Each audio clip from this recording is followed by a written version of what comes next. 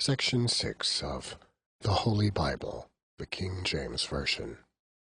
Exodus, chapters 1 through 10. Chapter 1. Now these are the names of the children of Israel, which came into Egypt. Every man and his household came with Jacob. Reuben, Simeon, Levi, and Judah, Issachar, Zebulun, and Benjamin, Dan and Naphtali, Gad, and Asher.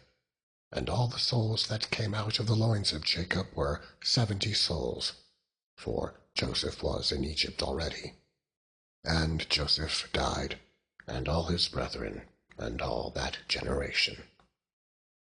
And the children of Israel were fruitful, and increased abundantly, and multiplied, and waxed exceeding mighty, and the land was filled with them. Now there arose up a new king over Egypt, which knew not Joseph. And he said unto his people, Behold, the people of the children of Israel are more and mightier than we. Come on, let us deal wisely with them, lest they multiply. And it come to pass that, when there falleth out any war, they join also unto our enemies, and fight against us, and so get them up out of the land. Therefore they did set over them taskmasters, to afflict them with their burdens. And they built for Pharaoh treasure cities, Pithom and Ramses. But the more they afflicted them, the more they multiplied and grew, and they were grieved because of the children of Israel. And the Egyptians made the children of Israel to serve with rigor, and they made their lives bitter with hard bondage, in mortar and in brick, and in all manner of service in the field. All their service wherein they made them serve was with rigor. And the king of Egypt spake to the Hebrew midwives, of which the name of the one was Shiphrah, and the name of the other Puah. And he said, When ye do the office of a midwife to the Hebrew women, and see them upon the stools, if it be a son, then ye shall kill him, but if it be a daughter, then she shall live. But the midwives feared God, and did not as the king of Egypt commanded them, but saved the men children alive. And the king of Egypt called for the midwives, and said unto them, Why have ye done this thing, and have saved the men children alive? And the midwives said unto Pharaoh, Because the Hebrew women are not as the Egyptian women, for they are lively, and are delivered ere the midwives come in unto them. Therefore God dealt well with the midwives. And the people multiplied, and waxed very mighty. And it came to pass, because the midwives feared God, that he made them houses.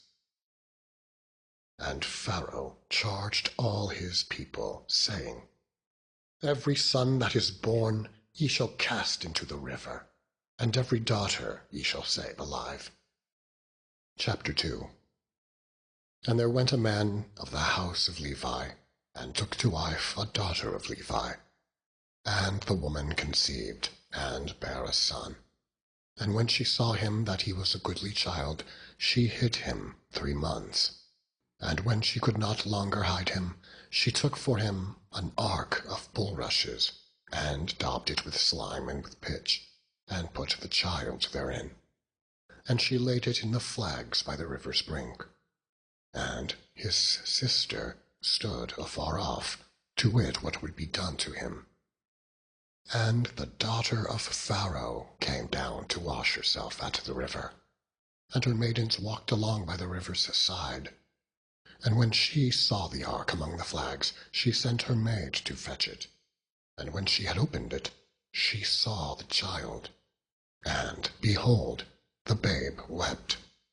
And she had compassion on him, and said, This is one of the Hebrews' children. Then said his sister to Pharaoh's daughter, Shall I go and call to thee a nurse of the Hebrew women, that she may nurse the child for thee? And Pharaoh's daughter said to her, Go. And the maid went and called the child's mother. And Pharaoh's daughter said unto her, Take this child away, and nurse it for me, and I will give thee thy wages.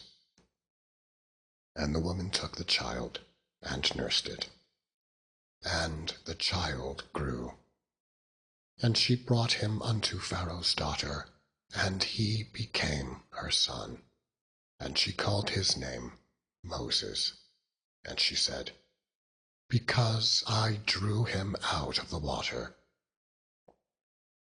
And it came to pass in those days, when Moses was grown, that he went out unto his brethren, and looked on their burdens. And he spied an Egyptian smiting an Hebrew, one of his brethren. And he looked this way and that way, and when he saw that there was no man, he slew the Egyptian, and hid him in the sand. And when he went out the second day, behold, 2 men of the Hebrews strove together. And he said to him that did the wrong, Wherefore smitest thou thy fellow? And he said, Who made thee a prince and a judge over us? Intendest thou to kill me, as thou killedst the Egyptian? And Moses feared, and said, Surely this thing is known. Now, when Pharaoh heard this thing, he sought to slay Moses. But Moses fled from the face of Pharaoh, and dwelt in the land of Midian. And he sat down by a well. Now the priest of Midian had 7 daughters, and they came and drew water, and filled the troughs to water their father's flock. And the shepherds came and drove them away. But Moses stood up and helped them, and watered their flock. And when they came to Reuel their father, he said, How is it that ye are come so soon today? And they said, An Egyptian delivered us out of the hand of the shepherds, and also drew water enough for us, and watered the flock. And he said unto his daughters, And where is he? Why is it that ye have left the man? Call him, that he may eat bread. And Moses was content to dwell with the man. And he gave Moses Zipporah his daughter, and she bare him a son, and he called his name Gershom. For he said, I have been a stranger in a strange land.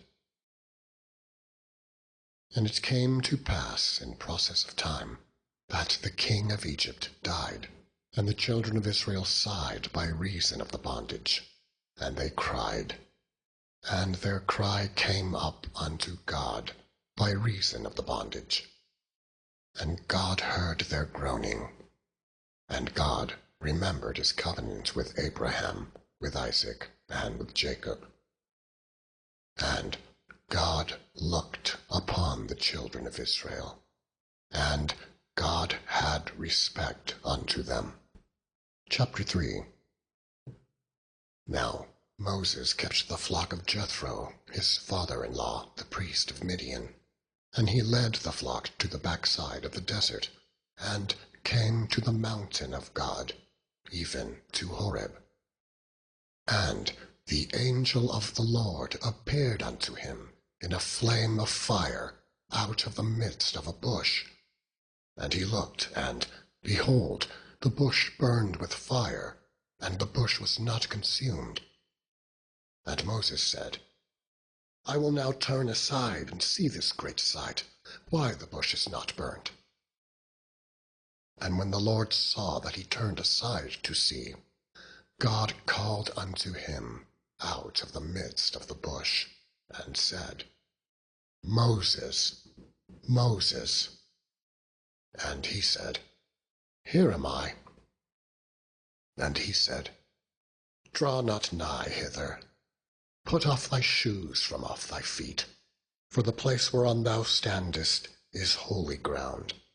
Moreover, he said, I am the God of thy father, the God of Abraham, the God of Isaac, and the God of Jacob." And Moses hid his face, for he was afraid to look upon God. And the Lord said, "I have surely seen the affliction of my people which are in Egypt, and have heard their cry by reason of their taskmasters, for I know their sorrows. And I am come down to deliver them out of the hand of the Egyptians, and to bring them up out of that land unto a good land and a large, unto a land flowing with milk and honey, unto the place of the Canaanites, and the Hittites, and the Amorites, and the Perizzites, and the Hivites, and the Jebusites. Now therefore, behold, the cry of the children of Israel is come unto me, and I have also seen the oppression wherewith the Egyptians oppressed them. Come now, therefore, and I will send thee unto Pharaoh, that thou mayest bring forth my people, the children of Israel, out of Egypt." And Moses said unto God, "Who am I, that I should go unto Pharaoh, and that I should bring forth the children of Israel out of Egypt?" And he said, "Certainly I will be with thee. And this shall be a token unto thee that I have sent thee. When thou hast brought forth the people out of Egypt, ye shall serve God upon this mountain." And Moses said unto God, "Behold, when I come unto the children of Israel, and shall say unto them, The God of your fathers hath sent me unto you, and they shall say to me, What is his name? What shall I say unto them?" And God said unto Moses, "I am that I am." And he said, "Thus shalt thou say unto the children of Israel, I am hath sent me unto you." And God said moreover unto Moses, "Thus shalt thou say unto the children of Israel, The Lord God of your fathers, the God of Abraham, the God of Isaac, and the God of Jacob, hath sent me unto you. This is my name forever, and this is my memorial unto all generations. Go, and gather the elders of Israel together, and say unto them, The Lord God of your fathers, the God of Abraham, of Isaac, and of Jacob, appeared unto me, saying, I have surely visited you, and seen that which is done to you in Egypt. And I have said, I will bring you up out of the affliction of Egypt, unto the land of the Canaanites, and the Hittites, and the Amorites, and the Perizzites, and the Hivites, and the Jebusites, unto a land flowing with milk and honey. And they shall hearken to thy voice, and thou shalt come, thou and the elders of Israel, unto the king of Egypt. And ye shall say unto him, The Lord God of the Hebrews hath met with us. And now let us go, we beseech thee, 3 days' journey into the wilderness, that we may sacrifice to the Lord our God. And I am sure that the king of Egypt will not let you go, no, not by a mighty hand. And I will stretch out my hand and smite Egypt, with all my wonders, which I will do in the midst thereof. And after that he will let you go. And I will give this people favor in the sight of the Egyptians. And it shall come to pass that, when ye go, ye shall not go empty. But every woman shall borrow of her neighbor, and of her that sojourneth in her house, jewels of silver, and jewels of gold, and raiment. And ye shall put them upon your sons and upon your daughters, and ye shall spoil the Egyptians. Chapter 4. And Moses answered and said, But behold, they will not believe me, nor hearken unto my voice. For they will say, The Lord hath not appeared unto thee.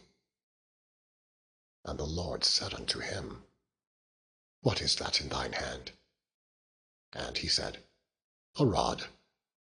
And he said, Cast it on the ground. And he cast it on the ground, and it became a serpent, and Moses fled from before it. And the Lord said unto Moses, Put forth thine hand, and take it by the tail. And he put forth his hand, and caught it, and it became a rod in his hand, that they may believe that the Lord God of their fathers, the God of Abraham, the God of Isaac, and the God of Jacob, hath appeared unto thee. And the Lord said furthermore unto him, Put now thine hand into thy bosom. And he put his hand into his bosom, and when he took it out, behold, his hand was leprous as snow. And he said, Put thine hand into thy bosom again. And he put his hand into his bosom again, and plucked it out of his bosom. And, behold, it was turned again as his other flesh. And it shall come to pass, if they will not believe thee, neither hearken to the voice of the first sign, that they will believe the voice of the latter sign. And it shall come to pass, if they will not believe also these two signs, neither hearken unto thy voice, then thou shalt take of the water of the river, and pour it upon the dry land, and the water which thou takest out of the river shall become blood upon the dry land. And Moses said unto the Lord, O my Lord, I am not eloquent, neither heretofore nor since thou hast spoken unto thy servant, but I am slow of speech, and of a slow tongue. And the Lord said unto him, Who hath made man's mouth? Or who maketh the dumb, or deaf, or the seeing, or the blind? Have not I, the Lord? Now therefore go, and I will be with thy mouth, and teach thee what thou shalt say. And he said, O my Lord, send, I pray thee, by the hand of him whom thou wilt send. And the anger of the Lord was kindled against Moses. And he said, Is not Aaron the Levite thy brother? I know that he can speak well. And also, behold, he cometh forth to meet thee, and when he seeth thee, he will be glad in his heart. And thou shalt speak unto him, and put words in his mouth, and I will be with thy mouth, and with his mouth, and will teach you what ye shall do. And he shall be thy spokesman unto the people, and he shall be, even he shall be to thee instead of a mouth, and thou shalt be to him instead of God. And thou shalt take this rod in thine hand, wherewith thou shalt do signs. And Moses went and returned to Jethro his father-in-law, and said unto him, Let me go, I pray thee, and return unto my brethren which are in Egypt, and see whether they be yet alive. And Jethro said to Moses, Go in peace. And the Lord said unto Moses in Midian, Go, return into Egypt, for all the men are dead which sought thy life. And Moses took his wife and his sons, and set them upon an ass, and he returned to the land of Egypt. And Moses took the rod of God in his hand. And the Lord said unto Moses, When thou goest to return into Egypt, see that thou do all those wonders before Pharaoh, which I have put in thine hand. But I will harden his heart, that he shall not let the people go. And thou shalt say unto Pharaoh, Thus saith the Lord, Israel is my son, even my firstborn. And I say unto thee, Let my son go, that he may serve me. And if thou refuse to let him go, behold, I will slay thy son, even thy firstborn. And it came to pass, by the way in the inn, that the Lord met him, and sought to kill him. Then Zipporah took a sharp stone, and cut off the foreskin of her son, and cast it at his feet, and said, Surely a bloody husband art thou to me. So he let him go. Then she said, A bloody husband thou art, because of the circumcision. And the Lord said to Aaron, Go into the wilderness to meet Moses. And he went, and met him in the mount of God, and kissed him. And Moses told Aaron all the words of the Lord who had sent him, and all the signs which he had commanded him. And Moses and Aaron went and gathered together all the elders of the children of Israel. And Aaron spake all the words which the Lord had spoken unto Moses, and did the signs in the sight of the people. And the people believed.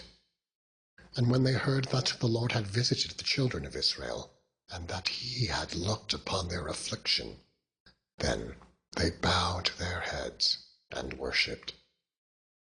Chapter 5. And afterward Moses and Aaron went in, and told Pharaoh, Thus saith the Lord God of Israel, Let my people go, that they may hold a feast unto me in the wilderness. And Pharaoh said, Who is the Lord, that I should obey his voice to let Israel go? I know not the Lord, neither will I let Israel go. And they said, The God of the Hebrews hath met with us. Let us go, we pray thee, 3 days' journey into the desert, and sacrifice unto the Lord our God, lest he fall upon us with pestilence, or with the sword. And the king of Egypt said unto them, Wherefore do ye, Moses and Aaron, let the people from their works?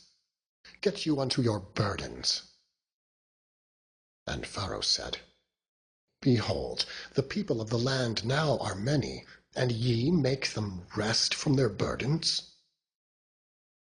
And Pharaoh commanded the same day the taskmasters of the people, and their officers, saying, Ye shall no more give the people straw to make brick, as heretofore. Let them go and gather straw for themselves. And the tale of the bricks which they did make heretofore ye shall lay upon them. Ye shall not diminish aught thereof. For they be idle. Therefore they cry, saying, Let us go and sacrifice to our God. Let their more work be laid upon the men, that they may labor therein, and let them not regard vain words. And the taskmasters of the people went out, and their officers, and they spake to the people, saying, Thus saith Pharaoh, I will not give you straw. Go ye, get you straw where ye can find it. Yet not aught of your work shall be diminished. So the people were scattered abroad throughout all the land of Egypt, to gather stubble instead of straw. And the taskmasters hasted them, saying, Fulfill your works, your daily tasks, as when there was straw. And the officers of the children of Israel, which Pharaoh's taskmasters had set over them, were beaten, and demanded, Wherefore have ye not fulfilled your task in making brick, both yesterday and today, as heretofore? Then the officers of the children of Israel came, and cried unto Pharaoh, saying, Wherefore dealest thou thus with thy servants? There is no straw given unto thy servants.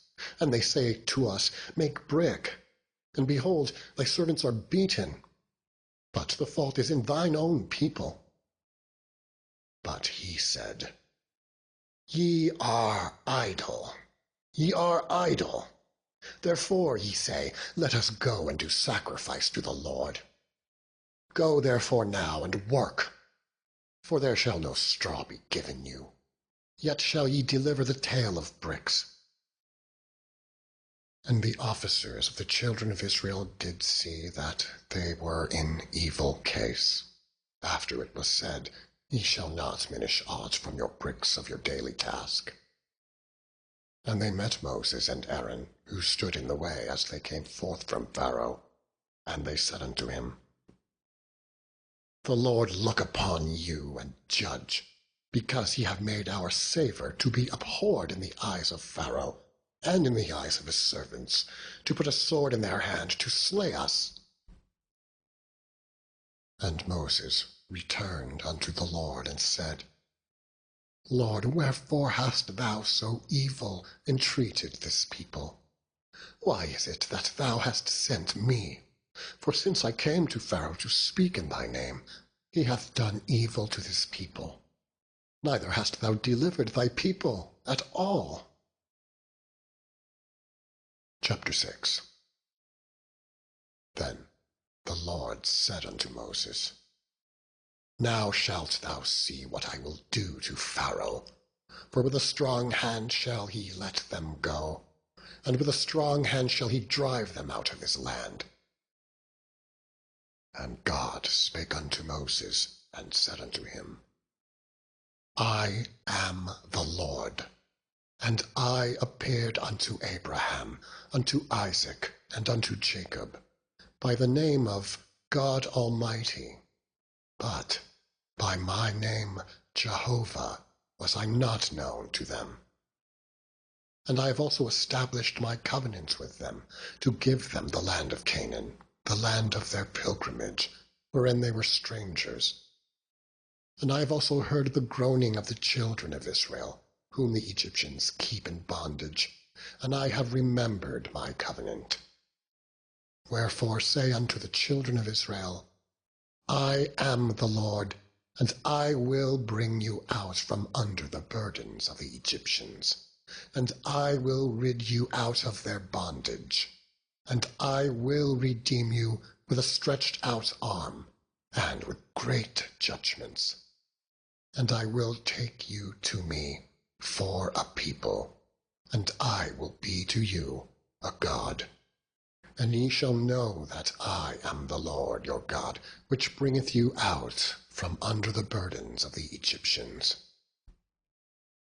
And I will bring you in unto the land concerning the which I did swear to give it to Abraham, to Isaac, and to Jacob.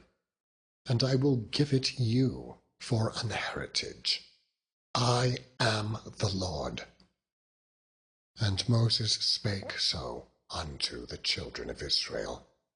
But they hearkened not unto Moses, for anguish of spirit, and for cruel bondage. And the Lord spake unto Moses, saying, Go in, speak unto Pharaoh king of Egypt, that he let the children of Israel go out of his land. And Moses spake before the Lord, saying, Behold, the children of Israel have not hearkened unto me. How then shall Pharaoh hear me, who am of uncircumcised lips?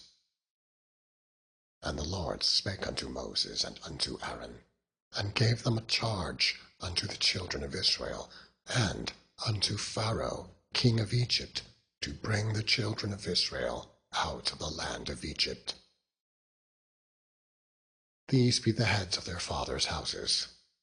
The sons of Reuben, the firstborn of Israel, Hanok and Palu, Hezron and Carmi. These be the families of Reuben.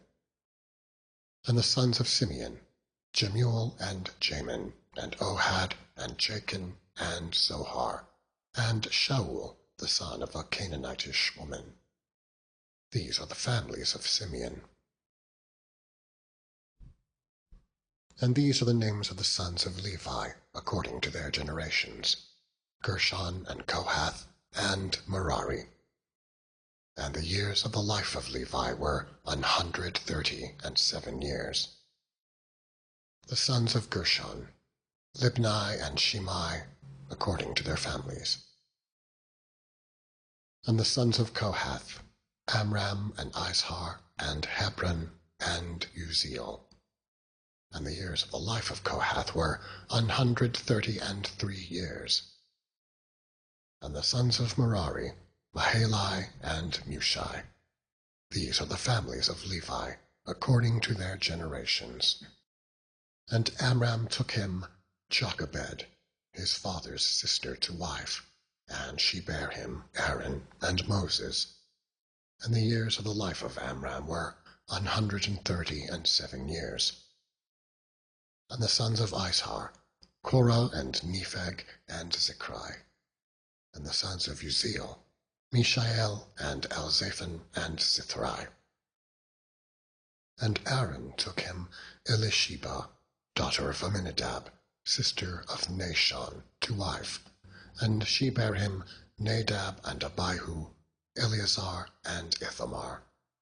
And the sons of Korah, Asir and Elkanah and Abiasaph. These are the families of the Korhites. And Eleazar, Aaron's son, took him one of the daughters of Putiel to wife, and she bare him Phinehas. These are the heads of the fathers of the Levites, according to their families. These are that Aaron and Moses, to whom the Lord said, Bring out the children of Israel from the land of Egypt, according to their armies. These are they which spake to Pharaoh, king of Egypt, to bring out the children of Israel from Egypt. These are that Moses and Aaron. And it came to pass, on the day when the Lord spake unto Moses in the land of Egypt, that the Lord spake unto Moses, saying, I am the Lord. Speak thou unto Pharaoh, king of Egypt, all that I say unto thee. And Moses said before the Lord, Behold, I am of uncircumcised lips, and how shall Pharaoh hearken unto me? Chapter 7. And the Lord said unto Moses, See, I have made thee a god to Pharaoh, and Aaron thy brother shall be thy prophet. Thou shalt speak all that I command thee, and Aaron thy brother shall speak unto Pharaoh, that he send the children of Israel out of his land. And I will harden Pharaoh's heart, and multiply my signs and my wonders in the land of Egypt. But Pharaoh shall not hearken unto you, that I may lay my hand upon Egypt, and bring forth mine armies, and my people, the children of Israel, out of the land of Egypt, by great judgments. And the Egyptians shall know that I am the Lord, when I stretch forth mine hand upon Egypt, and bring out the children of Israel from among them. And Moses and Aaron did, as the Lord commanded them, so did they. And Moses was 80 years old, and Aaron 83 years old, when they spake unto Pharaoh. And the Lord spake unto Moses and unto Aaron, saying, When Pharaoh shall speak unto you, saying, Shew a miracle for you, then thou shalt say unto Aaron, Take thy rod and cast it before Pharaoh, and it shall become a serpent. And Moses and Aaron went in unto Pharaoh, and they did so as the Lord had commanded. And Aaron cast down his rod before Pharaoh and before his servants, and it became a serpent. Then Pharaoh also called the wise men and the sorcerers. Now the magicians of Egypt, they also did in like manner with their enchantments, for they cast down every man his rod, and they became serpents. But Aaron's rod swallowed up their rods. And he hardened Pharaoh's heart, that he hearkened not unto them, as the Lord had said. And the Lord said unto Moses, Pharaoh's heart is hardened, he refuseth to let the people go. Get thee unto Pharaoh in the morning, lo, he goeth out unto the water, and thou shalt stand by the river's brink against he come. And the rod which was turned to a serpent shalt thou take in thine hand, and thou shalt say unto him, The Lord God of the Hebrews hath sent me unto thee, saying, Let my people go, that they may serve me in the wilderness. And behold, hitherto thou wouldest not hear. Thus saith the Lord, In this thou shalt know that I am the Lord. Behold, I will smite with the rod that is in mine hand upon the waters which are in the river, and they shall be turned to blood. And the fish that is in the river shall die, and the river shall stink, and the Egyptians shall loathe to drink of the water of the river. And the Lord spake unto Moses, Say unto Aaron, Take thy rod and stretch out thine hand upon the waters of Egypt, upon their streams, upon their rivers, and upon their ponds, and upon all their pools of water, that they may become blood, and that there may be blood throughout all the land of Egypt, both in vessels of wood and in vessels of stone. And Moses and Aaron did so, as the Lord commanded. And he lifted up the rod and smote the waters that were in the river in the sight of Pharaoh, and in the sight of his servants. And all the waters that were in the river were turned to blood, and the fish that were in the river died, and the river stank, and the Egyptians could not drink of the water of the river. And there was blood throughout all the land of Egypt.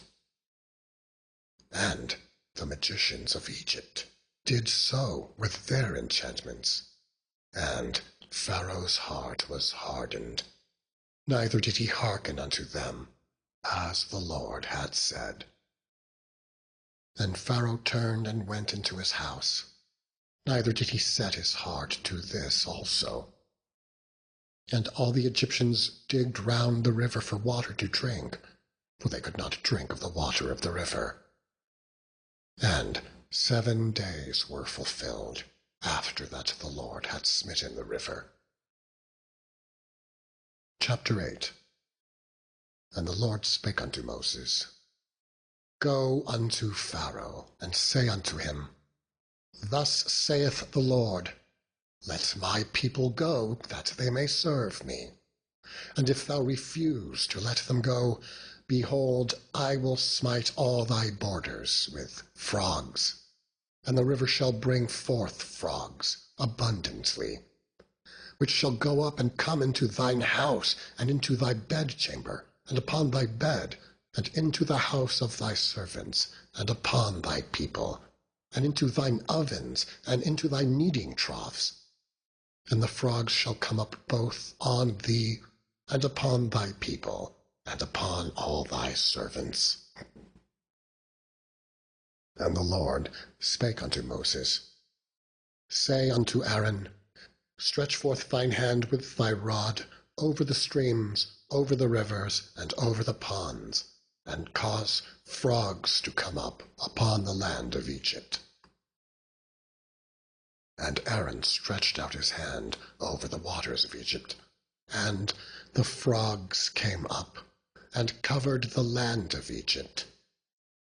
And the magicians did so with their enchantments, and brought up frogs upon the land of Egypt. Then Pharaoh called for Moses and Aaron, and said, Entreat the Lord, that he may take away the frogs from me, and from my people, and I will let the people go, that they may do sacrifice unto the Lord. And Moses said unto Pharaoh, Glory over me! When shall I entreat for thee, and for thy servants, and for thy people, to destroy the frogs from thee in thy houses, that they may remain in the river only? And he said, Tomorrow. And he said, Be it according to thy word, that thou mayest know that there is none like unto the Lord our God. And the frogs shall depart from thee, and from thy houses, and from thy servants, and from thy people. They shall remain in the river only. And Moses and Aaron went out from Pharaoh. And Moses cried unto the Lord because of the frogs which he had brought against Pharaoh. And the Lord did according to the word of Moses, and the frogs died out of the houses, out of the villages, and out of the fields. And they gathered them together upon heaps, and the land stank. But when Pharaoh saw that there was respite, he hardened his heart, and hearkened not unto them, as the Lord had said. And the Lord said unto Moses, Say unto Aaron, Stretch out thy rod, and smite the dust of the land, that it may become lice throughout all the land of Egypt. And they did so. For Aaron stretched out his hand with his rod, and smote the dust of the earth, and it became lice in man and in beast. All the dust of the land became lice throughout all the land of Egypt. And the magicians did so with their enchantments to bring forth lice, but they could not. So there were lice upon man and upon beast. Then the magician said unto Pharaoh, This is the finger of God. And Pharaoh's heart was hardened, and he hearkened not unto them, as the Lord had said. And the Lord said unto Moses, Rise up early in the morning, and stand before Pharaoh. Lo, he cometh forth to the water, and say unto him, Thus saith the Lord, Let my people go, that they may serve me. Else, if thou wilt not let my people go, behold, I will send swarms of flies upon thee, and upon thy servants, and upon thy people, and into thy houses. And the houses of the Egyptians shall be full of swarms of flies, and also the ground whereon they are. And I will sever in that day the land of Goshen, in which my people dwell, that no swarms of flies shall be there, to the end thou mayest know that I am the Lord in the midst of the earth. And I will put a division between my people and thy people. Tomorrow shall this sign be. And the Lord did so. And there came a grievous swarm of flies into the house of Pharaoh, and into his servants' houses, and into all the land of Egypt. The land was corrupted by reason of the swarm of flies. And Pharaoh called for Moses and for Aaron, and said, Go ye, sacrifice to your God in the land. And Moses said, It is not meet so to do, for we shall sacrifice the abomination of the Egyptians to the Lord our God. Lo, shall we sacrifice the abomination of the Egyptians before their eyes? And will they not stone us? We will go 3 days' journey into the wilderness, and sacrifice to the Lord our God, as he shall command us. And Pharaoh said, I will let you go, that ye may sacrifice to the Lord your God in the wilderness. Only ye shall not go very far away. Entreat for me. And Moses said, Behold, I go out from thee, and I will entreat the Lord that the swarms of flies may depart from Pharaoh, from his servants, and from his people, tomorrow. But let not Pharaoh deal deceitfully any more in not letting the people go to sacrifice to the Lord. And Moses went out from Pharaoh, and entreated the Lord. And the Lord did according to the word of Moses, and he removed the swarms of flies from Pharaoh, from his servants and from his people. There remained not one. And Pharaoh hardened his heart at this time also, neither would he let the people go. Chapter 9. Then the Lord said unto Moses, Go in unto Pharaoh, and tell him, Thus saith the Lord God of the Hebrews, Let my people go, that they may serve me. For if thou refuse to let them go, and wilt hold them still, behold, the hand of the Lord is upon thy cattle, which is in the field, upon the horses, upon the asses, upon the camels, upon the oxen, and upon the sheep. There shall be a very grievous murrain. And the Lord shall sever between the cattle of Israel and the cattle of Egypt. And there shall nothing die of all that is the children of Israel. And the Lord appointed a set time, saying, Tomorrow the Lord shall do this thing in the land. And the Lord did that thing on the morrow, and all the cattle of Egypt died. But of the cattle of the children of Israel died not one. And Pharaoh sent, and behold, there was not one of the cattle of the Israelites dead.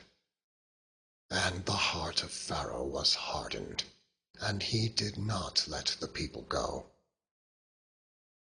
And the Lord said unto Moses and unto Aaron, Take to you handfuls of ashes of the furnace, and let Moses sprinkle it toward the heaven in the sight of Pharaoh. And it shall become small dust in all the land of Egypt, and shall be a boil breaking forth, with blains upon man and upon beast, throughout all the land of Egypt.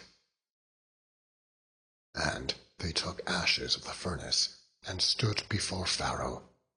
And Moses sprinkled it up before heaven, and it became a boil, breaking forth with blains upon man and upon beast.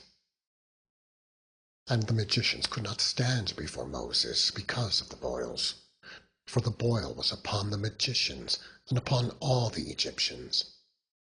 And the Lord hardened the heart of Pharaoh, and he hearkened not unto them, as the Lord had spoken unto Moses. And the Lord said unto Moses, Rise up early in the morning, and stand before Pharaoh, and say unto him, Thus saith the Lord God of the Hebrews, Let my people go, that they may serve me. For I will at this time send all my plagues upon thine heart, and upon thy servants, and upon thy people, that thou mayest know that there is none like me in all the earth. For now I will stretch out my hand, that I may smite thee and thy people with pestilence, and thou shalt be cut off from the earth. And in very deed for this cause have I raised thee up, for to shew in thee my power, and that my name may be declared throughout all the earth. As yet exaltest thou thyself against my people, that thou wilt not let them go? Behold, tomorrow about this time I will cause it to rain a very grievous hail, such as hath not been in Egypt since the foundation thereof, even until now. Send therefore now, and gather thy cattle, and all that thou hast in the field. For upon every man and beast which shall be found in the field, and shall not be brought home, the hail shall come down upon them, and they shall die. He that feared the word of the Lord among the servants of Pharaoh made his servants and his cattle flee unto the houses. And he that regarded not the word of the Lord left his servants and his cattle in the field. And the Lord said unto Moses, Stretch forth thine hand toward heaven, that there may be hail in all the land of Egypt, upon man and upon beast, and upon every herb of the field, throughout the land of Egypt. And Moses stretched forth his rod toward heaven, and the Lord sent thunder and hail, and the fire ran along the ground, and the Lord rained hail upon the land of Egypt. So there was hail and fire mingled with the hail, very grievous, such as there was none like it in all the land of Egypt, since it became a nation. And the hail smote throughout all the land of Egypt, all that was in the field, both man and beast. And the hail smote every herb of the field, and brake every tree of the field. Only in the land of Goshen, where the children of Israel were, was there no hail. And Pharaoh sent and called for Moses and Aaron, and said unto them, I have sinned this time. The Lord is righteous, and I and my people are wicked.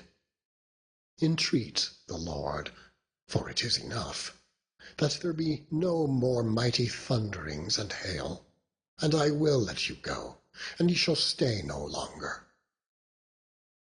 And Moses said unto him, As soon as I am gone out of the city, I will spread abroad my hands unto the Lord, and the thunder shall cease, neither shall there be any more hail, that thou mayest know how that the earth is the Lord's. But as for thee and thy servants, I know that ye will not yet fear the Lord God. And the flax and the barley was smitten, for the barley was in the ear, and the flax was bald. But the wheat and the rye were not smitten, for they were not grown up. And Moses went out of the city from Pharaoh, and spread abroad his hands unto the Lord. And the thunders and hail ceased, and the rain was not poured upon the earth. And when Pharaoh saw that the rain and the hail and the thunders were ceased, he sinned yet more, and hardened his heart, he and his servants. And the heart of Pharaoh was hardened, neither would he let the children of Israel go, as the Lord had spoken by Moses. Chapter 10.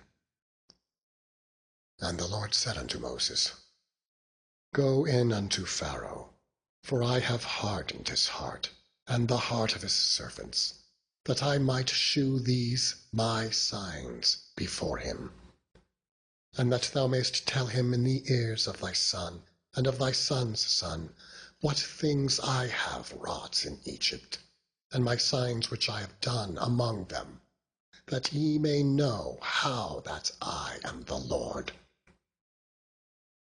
And Moses and Aaron came in unto Pharaoh, and said unto him, Thus saith the Lord God of the Hebrews, How long wilt thou refuse to humble thyself before me? Let my people go, that they may serve me.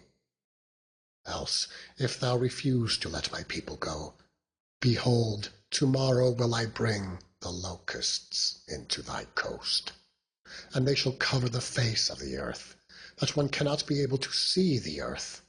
And they shall eat the residue of that which is escaped, which remaineth unto you from the hail, and shall eat every tree which groweth for you out of the field.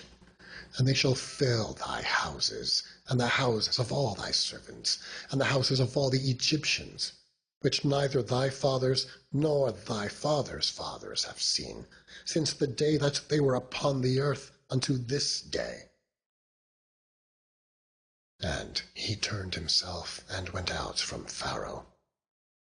And Pharaoh's servants said unto him, How long shall this man be a snare unto us? Let the men go, that they may serve the Lord their God. Knowest thou not yet that Egypt is destroyed? And Moses and Aaron were brought again unto Pharaoh, and he said unto them, Go, serve the Lord your God. But who are they that shall go? And Moses said, We will go with our young and with our old, with our sons and with our daughters, and with our flocks and with our herds we will go, for we must hold a feast unto the Lord. And he said unto them, Let the Lord be so with you, as I will let you go, and your little ones. Look to it, for evil is before you. Not so. Go now, ye that are men, and serve the Lord, for that ye did desire. And they were driven out from Pharaoh's presence.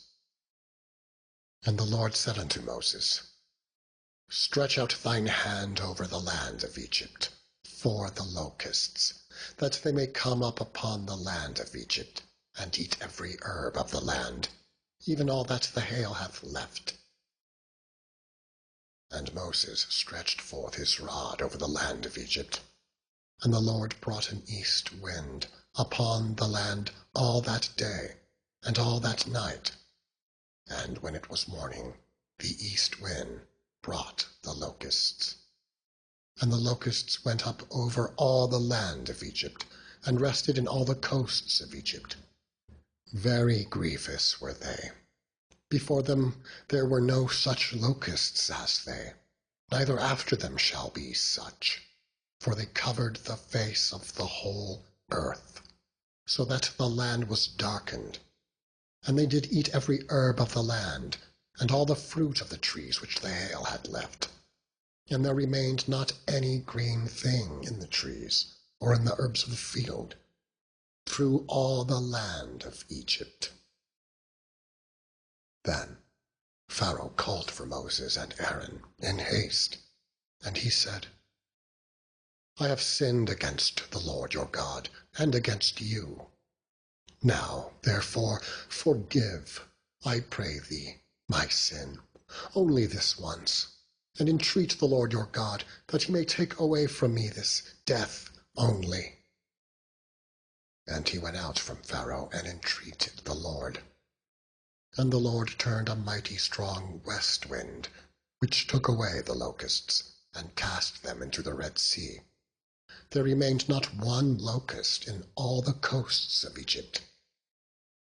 But the Lord hardened Pharaoh's heart, so that he would not let the children of Israel go.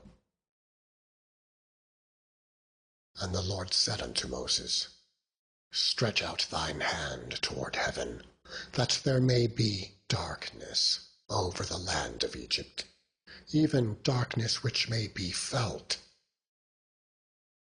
And Moses stretched forth his hand toward heaven, and there was a thick darkness in all the land of Egypt 3 days. They saw not one another, neither rose any from his place for 3 days. All the children of Israel had light in their dwellings. And Pharaoh called unto Moses and said, Go ye, serve the Lord. Only let your flocks and your herds be stayed. Let your little ones also go with you. And Moses said, Thou must give us also sacrifices and burnt offerings, that we may sacrifice unto the Lord our God. Our cattle also shall go with us. There shall not an hoof be left behind. For thereof must we take to serve the Lord our God, and we know not with what we must serve the Lord, until we come thither. But the Lord hardened Pharaoh's heart, and he would not let them go. And Pharaoh said unto him, Get thee from me. Take heed to thyself. See my face no more. For in that day thou seest my face, thou shalt die. And Moses said, Thou hast spoken well. I will see thy face again no more.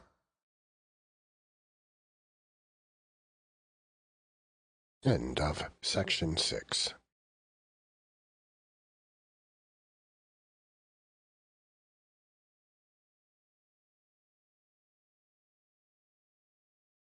Chapter 11. And the Lord said unto Moses, Yet will I bring one plague more upon Pharaoh, and upon Egypt. Afterward he will let you go hence. When he shall let you go, he shall surely thrust you out hence altogether. Speak now in the ears of the people, and let every man borrow of his neighbor, and every woman of her neighbor, jewels of silver and jewels of gold.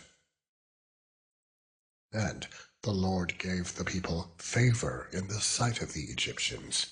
Moreover, the man Moses was very great in the land of Egypt, in the sight of Pharaoh's servants, and in the sight of the people.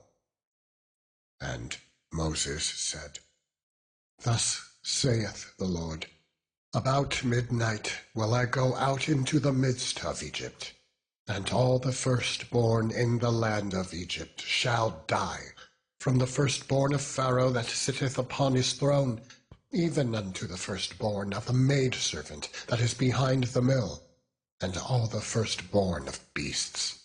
And there shall be a great cry throughout all the land of Egypt, such as there was none like it, nor shall be like it any more. But against any of the children of Israel shall not a dog move his tongue against man or beast, that ye may know how that the Lord doth put a difference between the Egyptians and Israel.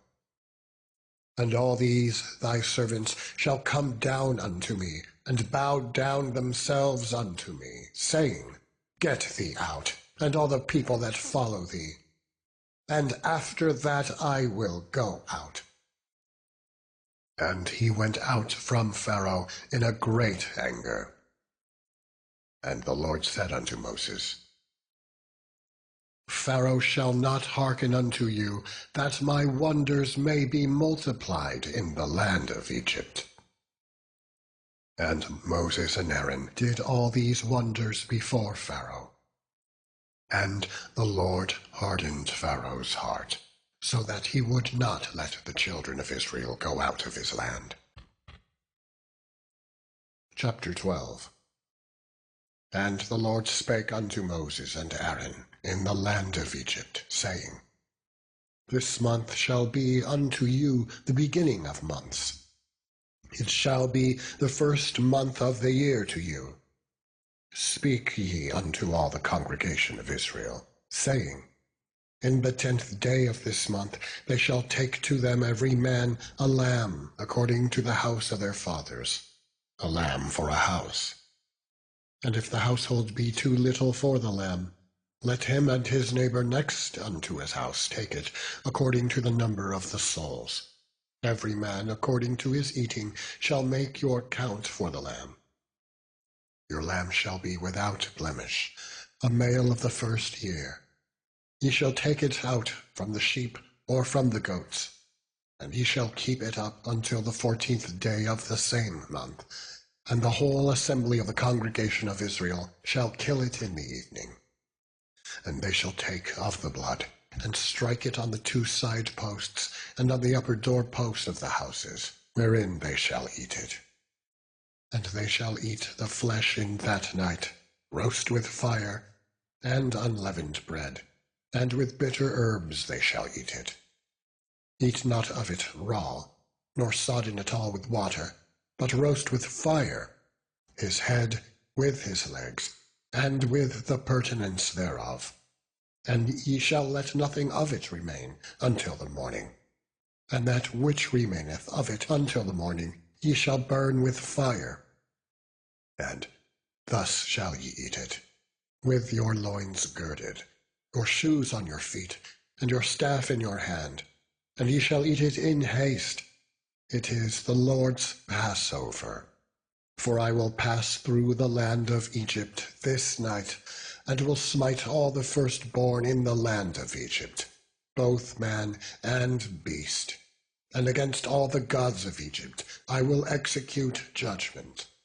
I am the Lord. And the blood shall be to you for a token upon the houses where ye are. And when I see the blood, I will pass over you. And the plague shall not be upon you to destroy you, when I smite the land of Egypt. And this day shall be unto you for a memorial, and ye shall keep it a feast to the Lord throughout your generations. Ye shall keep it a feast by an ordinance forever. 7 days shall ye eat unleavened bread. Even the first day ye shall put away leaven out of your houses. For whosoever eateth leavened bread from the first day until the 7th day, that soul shall be cut off from Israel. And in the first day there shall be an holy convocation, and in the 7th day there shall be an holy convocation to you. No manner of work shall be done in them, save that which every man must eat. That only may be done of you. And ye shall observe the feast of unleavened bread. For in this selfsame day have I brought your armies out of the land of Egypt. Therefore shall ye observe this day in your generations by an ordinance forever. In the first month, on the 14th day of the month, at even, ye shall eat unleavened bread, until the 21st day of the month at even. 7 days shall there be no leaven found in your houses. For whosoever eateth that which is leavened, even that soul shall be cut off from the congregation of Israel, whether he be a stranger or born in the land. Ye shall eat nothing leavened. In all your habitations shall ye eat unleavened bread. Then Moses called for all the elders of Israel, and said unto them, Draw out, and take you a lamb according to your families, and kill the Passover. And ye shall take a bunch of hyssop, and dip it in the blood that is in the basin, and strike the lintel and the 2 side posts with the blood that is in the basin. And none of you shall go out at the door of his house until the morning, for the Lord will pass through to smite the Egyptians. And when he seeth the blood upon the lintel and on the 2 side posts, the Lord will pass over the door, and will not suffer the destroyer to come in unto your houses to smite you. And ye shall observe this thing for an ordinance to thee and to thy sons forever. And it shall come to pass, when ye be come to the land which the Lord will give you, according as he hath promised, that ye shall keep this service. And it shall come to pass, when your children shall say unto you, What mean ye by this service? That ye shall say, It is the sacrifice of the Lord's Passover, who passed over the houses of the children of Israel in Egypt, when he smote the Egyptians, and delivered our houses. And the people bowed the head and worshipped. And the children of Israel went away, and did, as the Lord had commanded Moses and Aaron, so did they. And it came to pass, that at midnight the Lord smote all the firstborn in the land of Egypt, from the firstborn of Pharaoh that sat on his throne, unto the firstborn of the captive that was in the dungeon, and all the firstborn of cattle. And Pharaoh rose up in the night, he and all his servants, and all the Egyptians. And there was a great cry in Egypt, for there was not a house where there was not one dead. And he called for Moses and Aaron by night, and said, Rise up, and get you forth from among my people, both ye and the children of Israel, and go, serve the Lord as ye have said. Also take your flocks and your herds, as ye have said, and be gone, and bless me also. And the Egyptians were urgent upon the people, that they might send them out of the land in haste. For they said, We be all dead men. And the people took their dough before it was leavened, their kneading troughs being bound up in their clothes upon their shoulders. And the children of Israel did according to the word of Moses. And they borrowed of the Egyptians jewels of silver, and jewels of gold, and raiment. And the Lord gave the people favor in the sight of the Egyptians, so that they lent unto them such things as they required, and they spoiled the Egyptians. And the children of Israel journeyed from Ramesses to Succoth, about 600,000 on foot that were men, beside children. And a mixed multitude went up also with them, and flocks, and herds, even very much cattle. And they baked unleavened cakes of the dough which they brought forth out of Egypt, for it was not leavened, because they were thrust out of Egypt, and could not tarry, neither had they prepared for themselves any victual. Now the sojourning of the children of Israel who dwelt in Egypt was 430 years. And it came to pass at the end of the 430 years, even the selfsame day it came to pass, that all the hosts of the Lord went out from the land of Egypt. It is a night to be much observed unto the Lord, for bringing them out from the land of Egypt. This is that night of the Lord, to be observed of all the children of Israel in their generations. And the Lord said unto Moses and Aaron, This is the ordinance of the Passover. There shall no stranger eat thereof, but every man's servant that is bought for money, when thou hast circumcised him, then shall he eat thereof. A foreigner and an hired servant shall not eat thereof. In one house shall it be eaten. Thou shalt not carry forth aught of the flesh abroad out of the house, neither shall ye break a bone thereof. All the congregation of Israel shall keep it.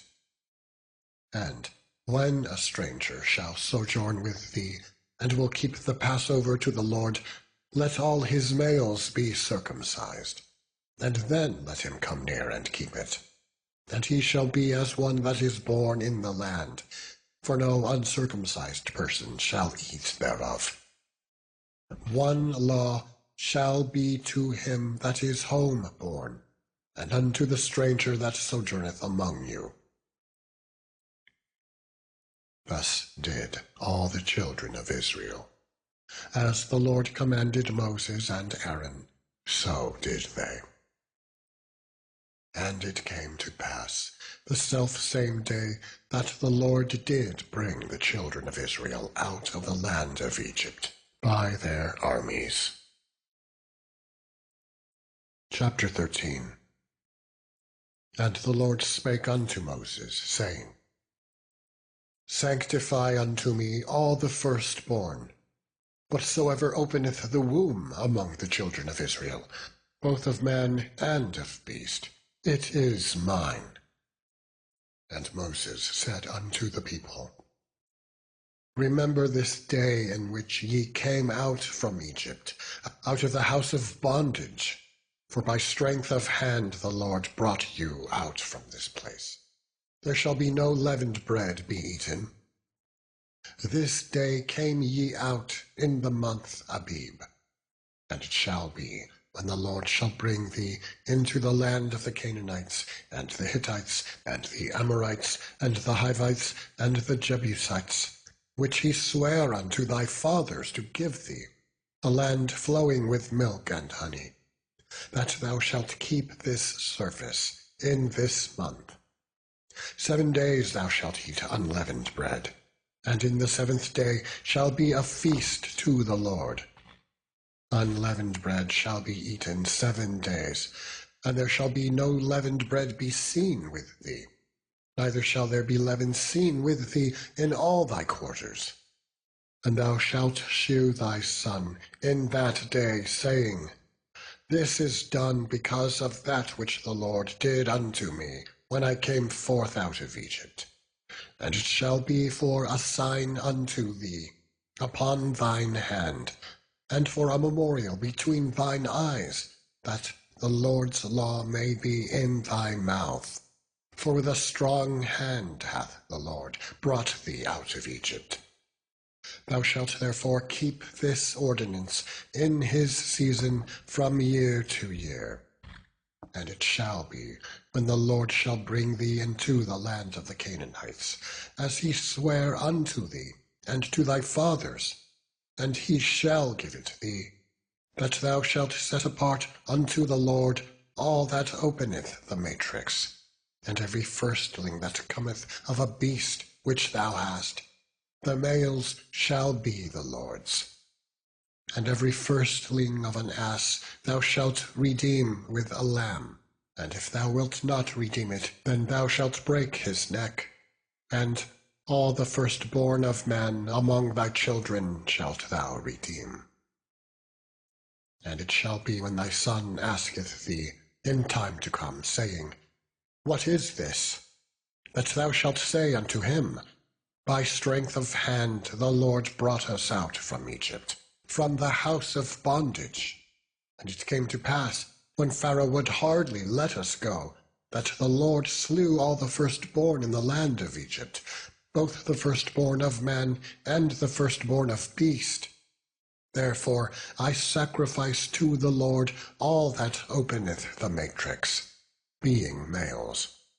But all the firstborn of my children I redeem.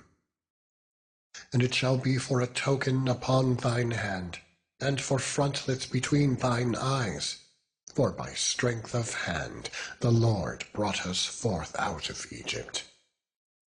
And it came to pass, when Pharaoh had let the people go, that God led them not through the way of the land of the Philistines, although that was near.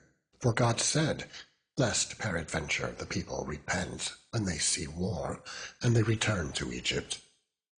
But God led the people about through the way of the wilderness of the Red Sea. And the children of Israel went up, harnessed out of the land of Egypt. And Moses took the bones of Joseph with him, for he had straitly sworn the children of Israel, saying, God will surely visit you, and ye shall carry up my bones away hence with you. And they took their journey from Succoth, and encamped in Etham, in the edge of the wilderness. And the Lord went before them by day in a pillar of a cloud to lead them the way, and by night in a pillar of fire to give them light, to go by day and night. He took not away the pillar of the cloud by day, nor the pillar of fire by night, from before the people. Chapter 14.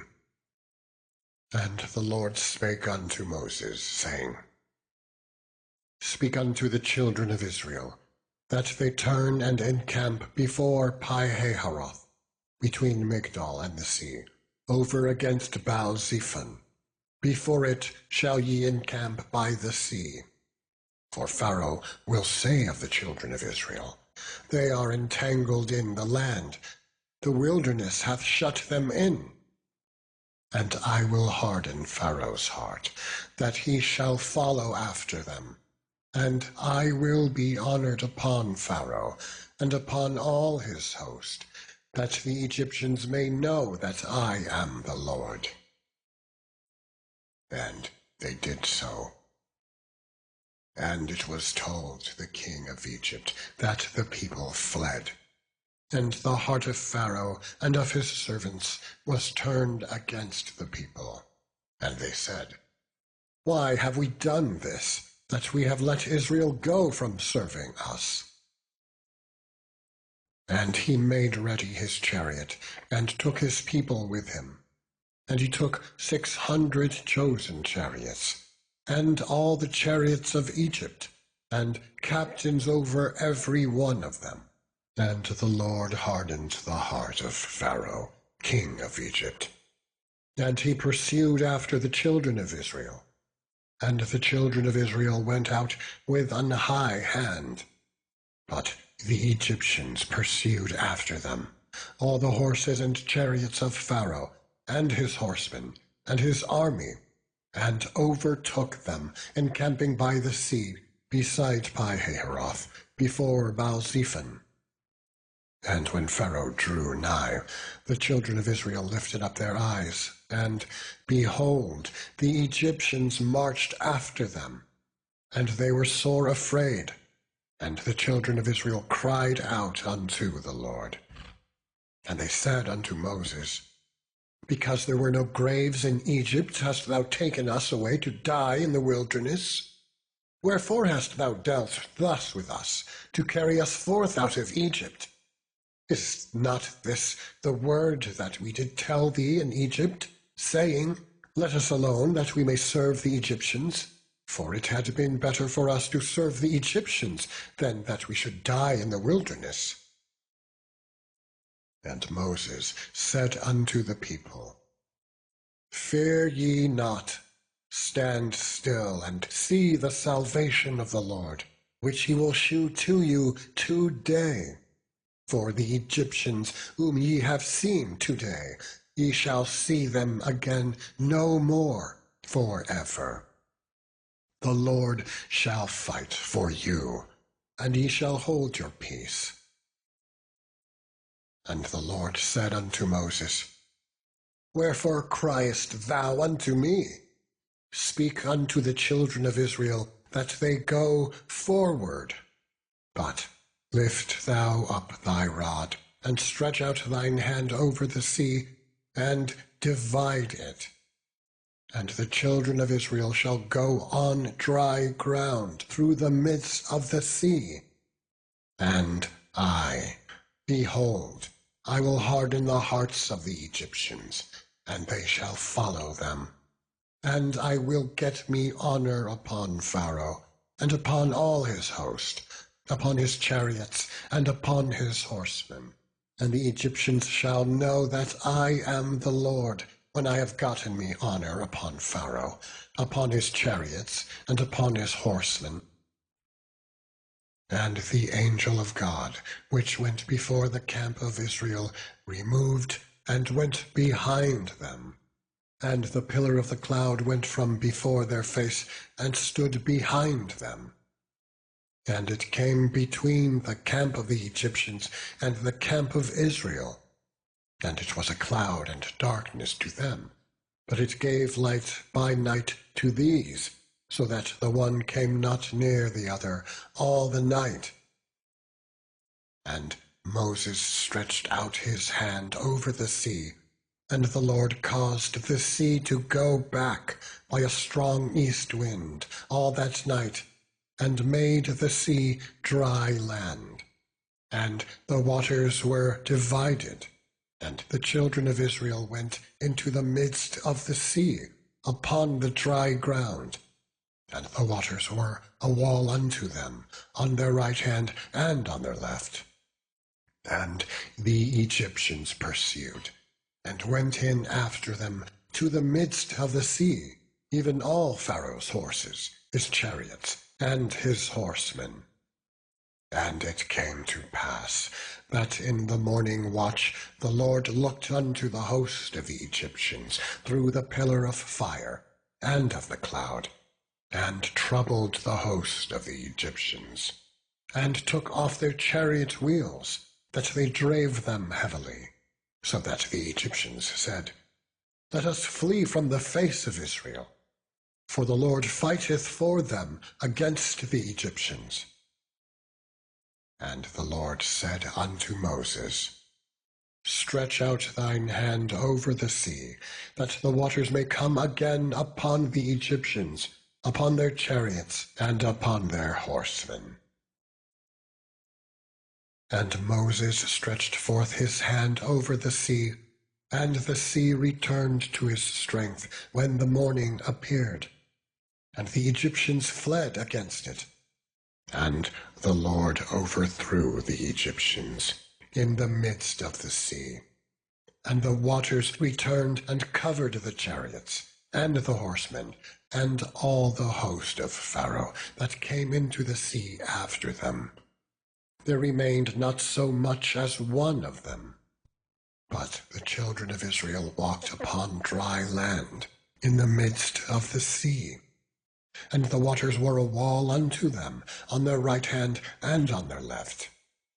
Thus the Lord saved Israel that day out of the hand of the Egyptians. And Israel saw the Egyptians dead upon the seashore. And Israel saw that great work which the Lord did upon the Egyptians. And the people feared the Lord, and believed the Lord, and his servant Moses. Chapter 15. Then sang Moses and the children of Israel this song unto the Lord, and spake, saying, I will sing unto the Lord, for he hath triumphed gloriously. The horse and his rider hath he thrown into the sea. The Lord is my strength and song, and he is become my salvation. He is my God, and I will prepare him an habitation, my father's God, and I will exalt him. The Lord is a man of war. The Lord is his name. Pharaoh's chariots and his host hath he cast into the sea. His chosen captains also are drowned in the Red Sea.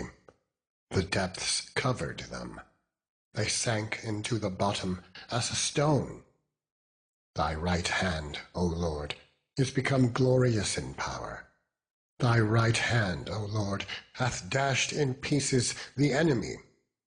And in the greatness of thine excellency thou hast overthrown them that rose up against thee. Thou sentest forth thy wrath, which consumed them as stubble, and with the blast of thy nostrils the waters were gathered together. The floods stood upright as an heap, and the depths were congealed in the heart of the sea. The enemy said, I will pursue, I will overtake, I will divide the spoil. My lust shall be satisfied upon them. I will draw my sword, my hand shall destroy them. Thou didst blow with thy wind, the sea covered them. They sank as lead in the mighty waters. Who is like unto thee, O Lord, among the gods? Who is like thee, glorious in holiness, fearful in praises, doing wonders? Thou stretchedst out thy right hand, the earth swallowed them. Thou in thy mercy hast led forth the people which thou hast redeemed. Thou hast guided them in thy strength unto the holy habitation. The people shall hear, and be afraid. Sorrow shall take hold on the inhabitants of Palestine. Then all the dukes of Edom shall be amazed. The mighty men of Moab, trembling, shall take hold upon them. All the inhabitants of Canaan shall melt away. Fear and dread shall fall upon them. By the greatness of thine arm they shall be as still as a stone, till thy people pass over, O Lord, till the people pass over, which thou hast purchased.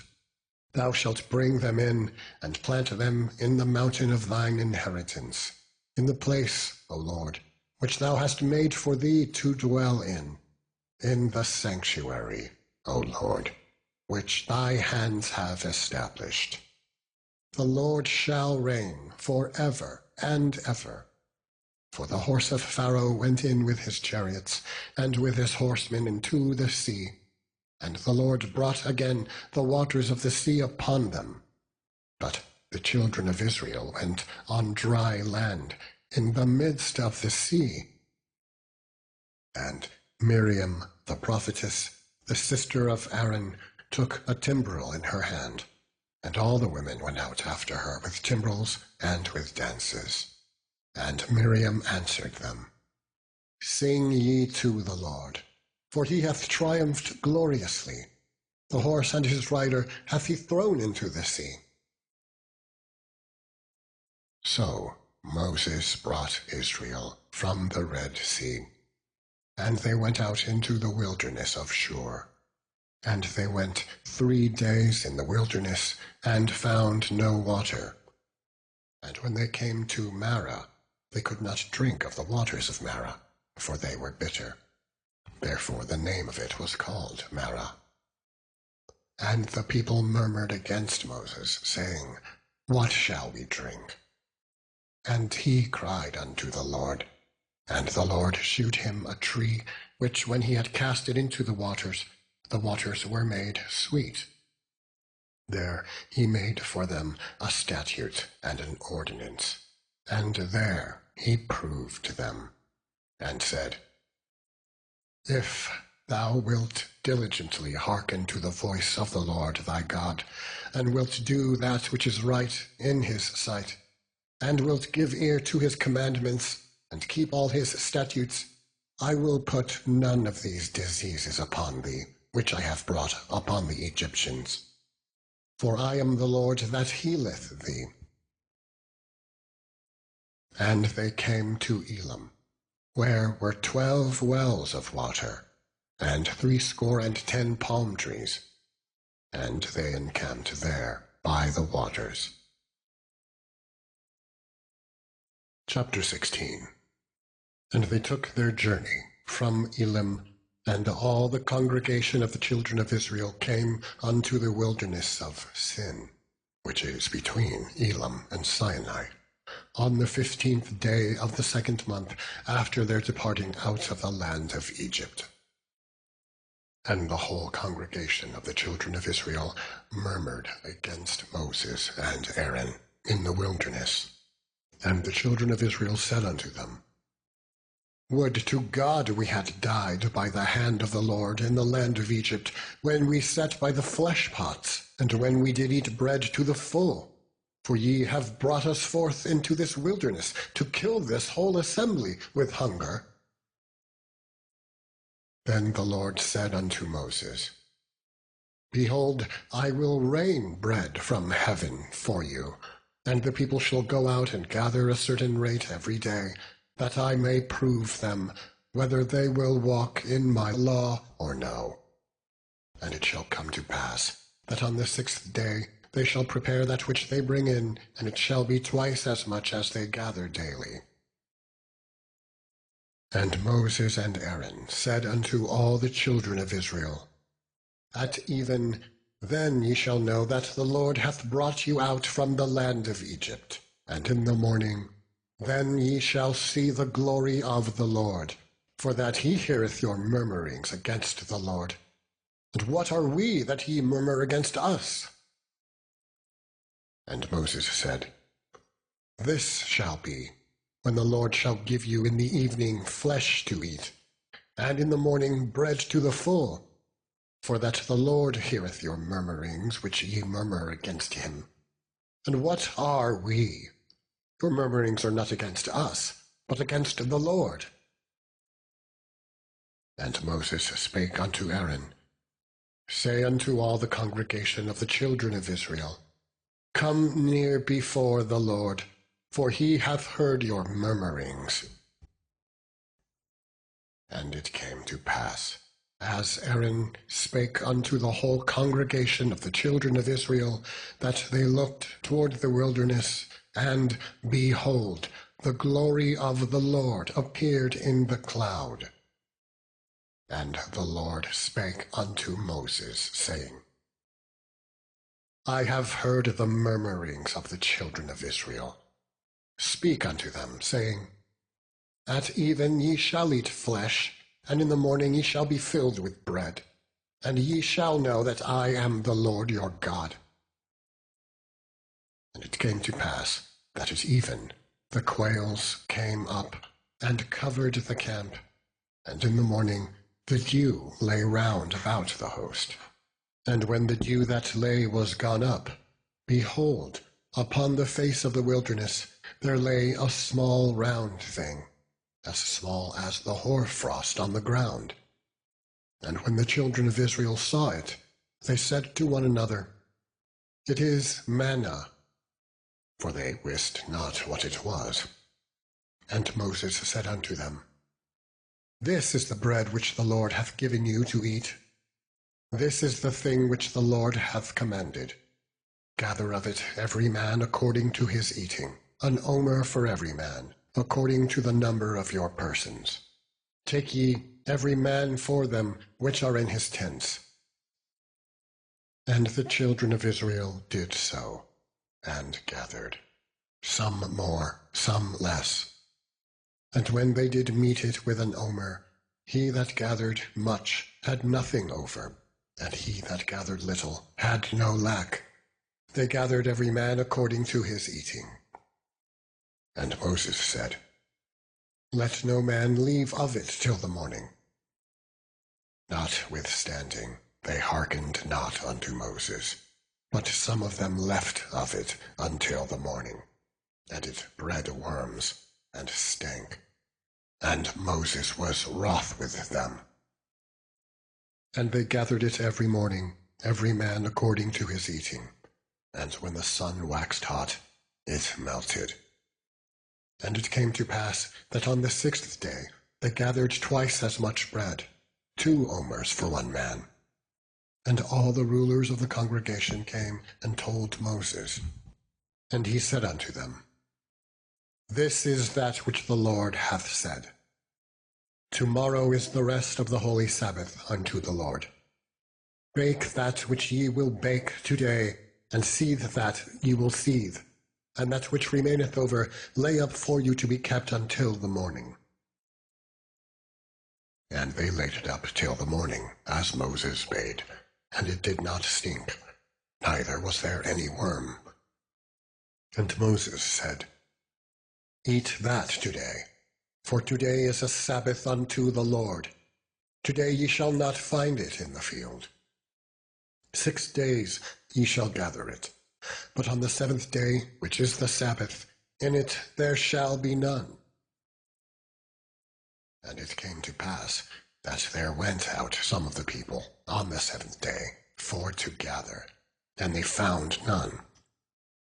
And the Lord said unto Moses, How long refuse ye to keep my commandments and my laws?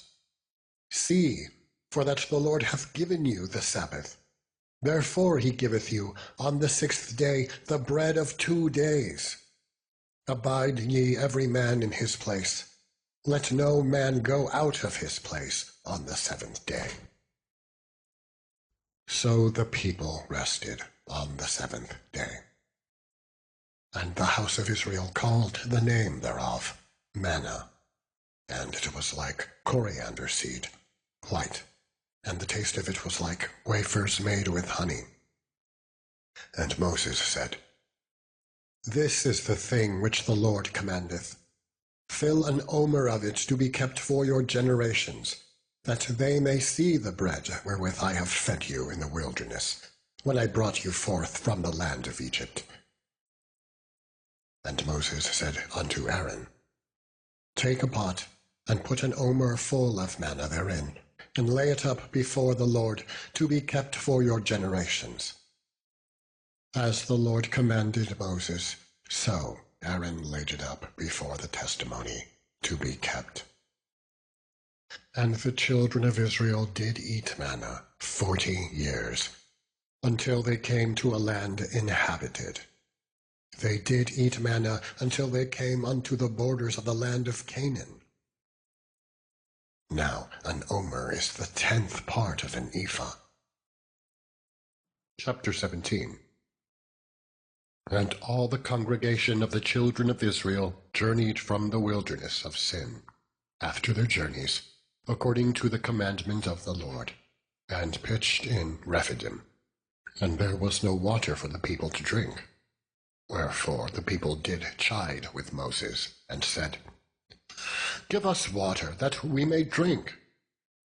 And Moses said unto them, Why chide ye with me? Wherefore do ye tempt the Lord? And the people thirsted there for water. And the people murmured against Moses, and said, Wherefore is this that thou hast brought us up out of Egypt, to kill us and our children and our cattle with thirst? And Moses cried unto the Lord, saying, What shall I do unto this people? They be almost ready to stone me. And the Lord said unto Moses, Go on before the people, and take with thee of the elders of Israel, and thy rod, wherewith thou smotest the river. Take in thine hand, and go. Behold, I will stand before thee there upon the rock in Horeb, and thou shalt smite the rock, and there shall water come out of it, that the people may drink. And he called the name of the place Massah and Meribah, because of the chiding of the children of Israel, and because they tempted the Lord, saying, Is the Lord among us or not? Then came Amalek, and fought with Israel in Rephidim. And Moses said unto Joshua, Choose us out men, and go out, fight with Amalek. Tomorrow I will stand on the top of the hill with the rod of God in mine hand. So Joshua did as Moses had said to him, and fought with Amalek. And Moses, Aaron, and Hur went up to the top of the hill. And it came to pass, when Moses held up his hand, that Israel prevailed, and when he let down his hand, Amalek prevailed. But Moses' hands were heavy, and they took a stone and put it under him, and he sat thereon. And Aaron and Hur stayed up his hands, the one on the one side, and the other on the other side, and his hands were steady until the going down of the sun. And Joshua discomfited Amalek and his people with the edge of the sword. And the Lord said unto Moses, Write this for a memorial in a book, and rehearse it in the ears of Joshua, for I will utterly put out the remembrance of Amalek from under heaven. And Moses built an altar, and called the name of it Jehovah Nissi. For he said, Because the Lord hath sworn that the Lord will have war with Amalek from generation to generation. Chapter 18. When Jethro, the priest of Midian, Moses' father-in-law, heard of all that God had done for Moses, and for Israel his people, and that the Lord had brought Israel out of Egypt, then Jethro, Moses' father-in-law, took Zipporah, Moses' wife, after he had sent her back, and her 2 sons, of which the name of the one was Gershom, for he said, I have been an alien in a strange land. And the name of the other was Eleazar, for the God of my father, said he, was mine help, and delivered me from the sword of Pharaoh. And Jethro, Moses' father-in-law, came with his sons and his wife unto Moses in the wilderness, where he encamped at the mount of God. And he said unto Moses, I, thy father-in-law, Jethro, am come unto thee, and thy wife, and her 2 sons with her. And Moses went out to meet his father-in-law, and did obeisance, and kissed him. And they asked each other of their welfare, and they came into the tent. And Moses told his father-in-law all that the Lord had done unto Pharaoh, and to the Egyptians, for Israel's sake, and all the travail that had come upon them by the way, and how the Lord delivered them. And Jethro rejoiced for all the goodness which the Lord had done to Israel, whom he had delivered out of the hand of the Egyptians. And Jethro said, Blessed be the Lord, who hath delivered you out of the hand of the Egyptians, and out of the hand of Pharaoh, who hath delivered the people from under the hand of the Egyptians. Now I know that the Lord is greater than all gods, for in the thing wherein they dealt proudly, he was above them. And Jethro, Moses' father-in-law, took a burnt offering and sacrifices for God.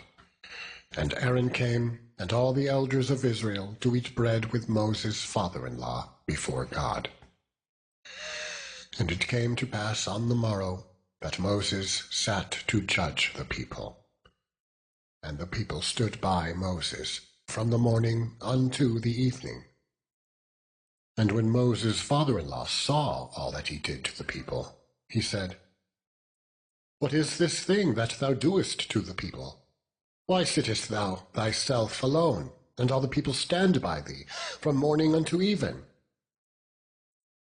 And Moses said unto his father-in-law, Because the people come unto me to inquire of God, and when they have a matter they come unto me, and I judge between one and another, and I do make them know the statutes of God and his laws. And Moses' father-in-law said unto him, The thing that thou doest is not good. Thou wilt surely wear away, both thou and this people that is with thee.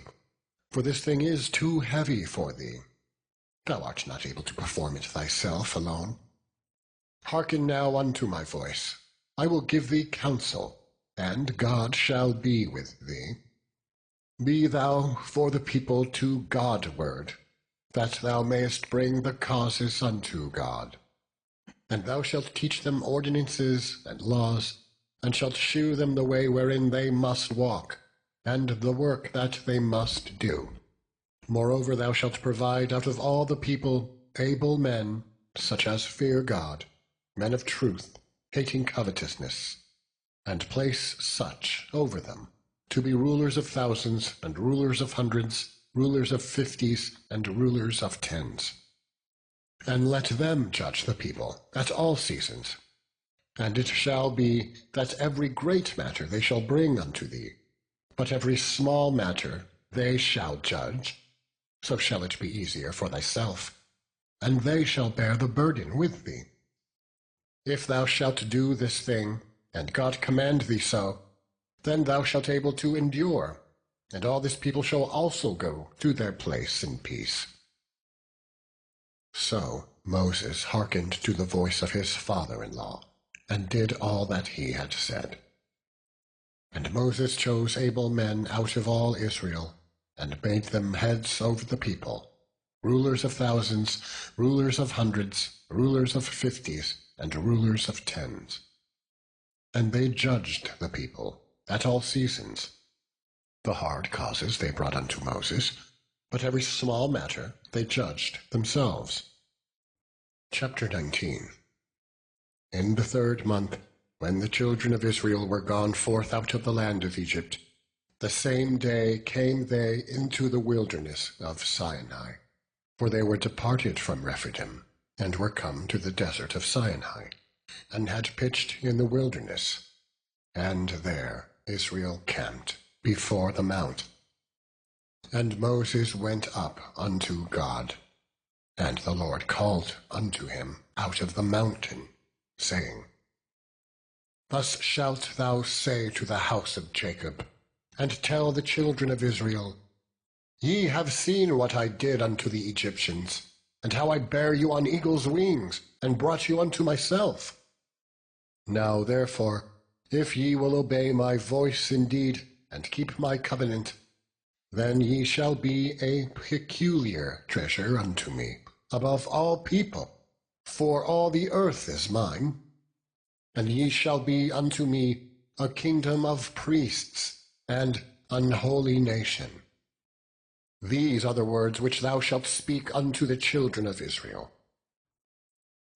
And Moses came, and called for the elders of the people, and laid before their faces all these words which the Lord commanded him. And all the people answered together, and said, All that the Lord hath spoken we will do. And Moses returned the words of the people unto the Lord. And the Lord said unto Moses, Lo, I come unto thee in a thick cloud, that the people may hear when I speak with thee, and believe thee forever. And Moses told the words of the people unto the Lord. And the Lord said unto Moses, Go unto the people, and sanctify them today and tomorrow, and let them wash their clothes, and be ready against the 3rd day. For the 3rd day the Lord will come down in the sight of all the people upon Mount Sinai. And thou shalt set bounds unto the people round about, saying, Take heed to yourselves, that ye go not up into the mount, or touch the border of it. Whosoever toucheth the mount shall surely be put to death. There shall not an hand touch it, but he shall surely be stoned, or shot through, whether it be beast or man, it shall not live. When the trumpet soundeth long, they shall come up to the mount. And Moses went down from the mount unto the people, and sanctified the people. And they washed their clothes. And he said unto the people, Be ready against the third day, come not at your wives. And it came to pass on the third day in the morning that there were thunders and lightnings, and a thick cloud upon the mount, and the voice of the trumpet exceeding loud, so that all the people that was in the camp trembled. And Moses brought forth the people out of the camp to meet with God, and they stood at the nether part of the mount. And Mount Sinai was altogether on a smoke, because the Lord descended upon it in fire, and the smoke thereof ascended as the smoke of a furnace. And the whole mount quaked greatly. And when the voice of the trumpet sounded long, and waxed louder and louder, Moses spake, and God answered him by a voice. And the Lord came down upon Mount Sinai, on the top of the mount, and the Lord called Moses up to the top of the mount, and Moses went up. And the Lord said unto Moses, Go down, charge the people, lest they break through unto the Lord to gaze, and many of them perish. And let the priests also, which come near to the Lord, sanctify themselves, lest the Lord break forth upon them. And Moses said unto the Lord, The people cannot come up to Mount Sinai, for thou chargedst us, saying, Set bounds about the mount, and sanctify it. And the Lord said unto him, Away, get thee down, and thou shalt come up, thou and Aaron with thee. But let not the priests and the people break through to come up unto the Lord, lest he break forth upon them. So Moses went down unto the people, and spake unto them. Chapter 20. And God spake all these words, saying, I am the Lord thy God, which hath brought thee out of the land of Egypt, out of the house of bondage. Thou shalt have no other gods before me. Thou shalt not make unto thee any graven image, or any likeness of anything that is in heaven above, or that is in the earth beneath, or that is in the water under the earth. Thou shalt not bow down thyself to them, nor serve them. For I, the Lord thy God, am a jealous God, visiting the iniquity of the fathers upon the children, unto the third and fourth generation of them that hate me, and showing mercy unto thousands of them that love me, and keep my commandments. Thou shalt not take the name of the Lord thy God in vain, for the Lord will not hold him guiltless that taketh his name in vain. Remember the Sabbath day, to keep it holy. 6 days shalt thou labor, and do all thy work. But the 7th day is the Sabbath of the Lord thy God. In it thou shalt not do any work, thou, nor thy son, nor thy daughter, thy manservant, nor thy maidservant, nor thy cattle, nor thy stranger that is within thy gates. For in 6 days the Lord made heaven and earth, the sea, and all that in them is, and rested the 7th day. Wherefore the Lord blessed the 7th day, and hallowed it. Honor thy father and thy mother, that thy days may be long upon the land which the Lord thy God giveth thee. Thou shalt not kill. Thou shalt not commit adultery. Thou shalt not bear false witness against thy neighbor. Thou shalt not covet thy neighbor's house. Thou shalt not covet thy neighbor's wife, nor his manservant, nor his maidservant, nor his ox, nor his ass, nor anything that is thy neighbor's.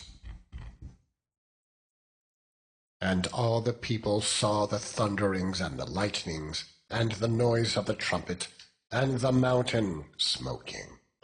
And when the people saw it, they removed, and stood afar off. And they said unto Moses, Speak thou with us, and we will hear, but let not God speak with us, lest we die. And Moses said unto the people, Fear not, for God is come to prove you, and that his fear may be before your faces, that ye sin not. And the people stood afar off. And Moses drew near unto the thick darkness where God was. And the Lord said unto Moses, Thus thou shalt say unto the children of Israel, Ye have seen that I have talked with you from heaven. Ye shall not make with me gods of silver, neither shall ye make unto you gods of gold.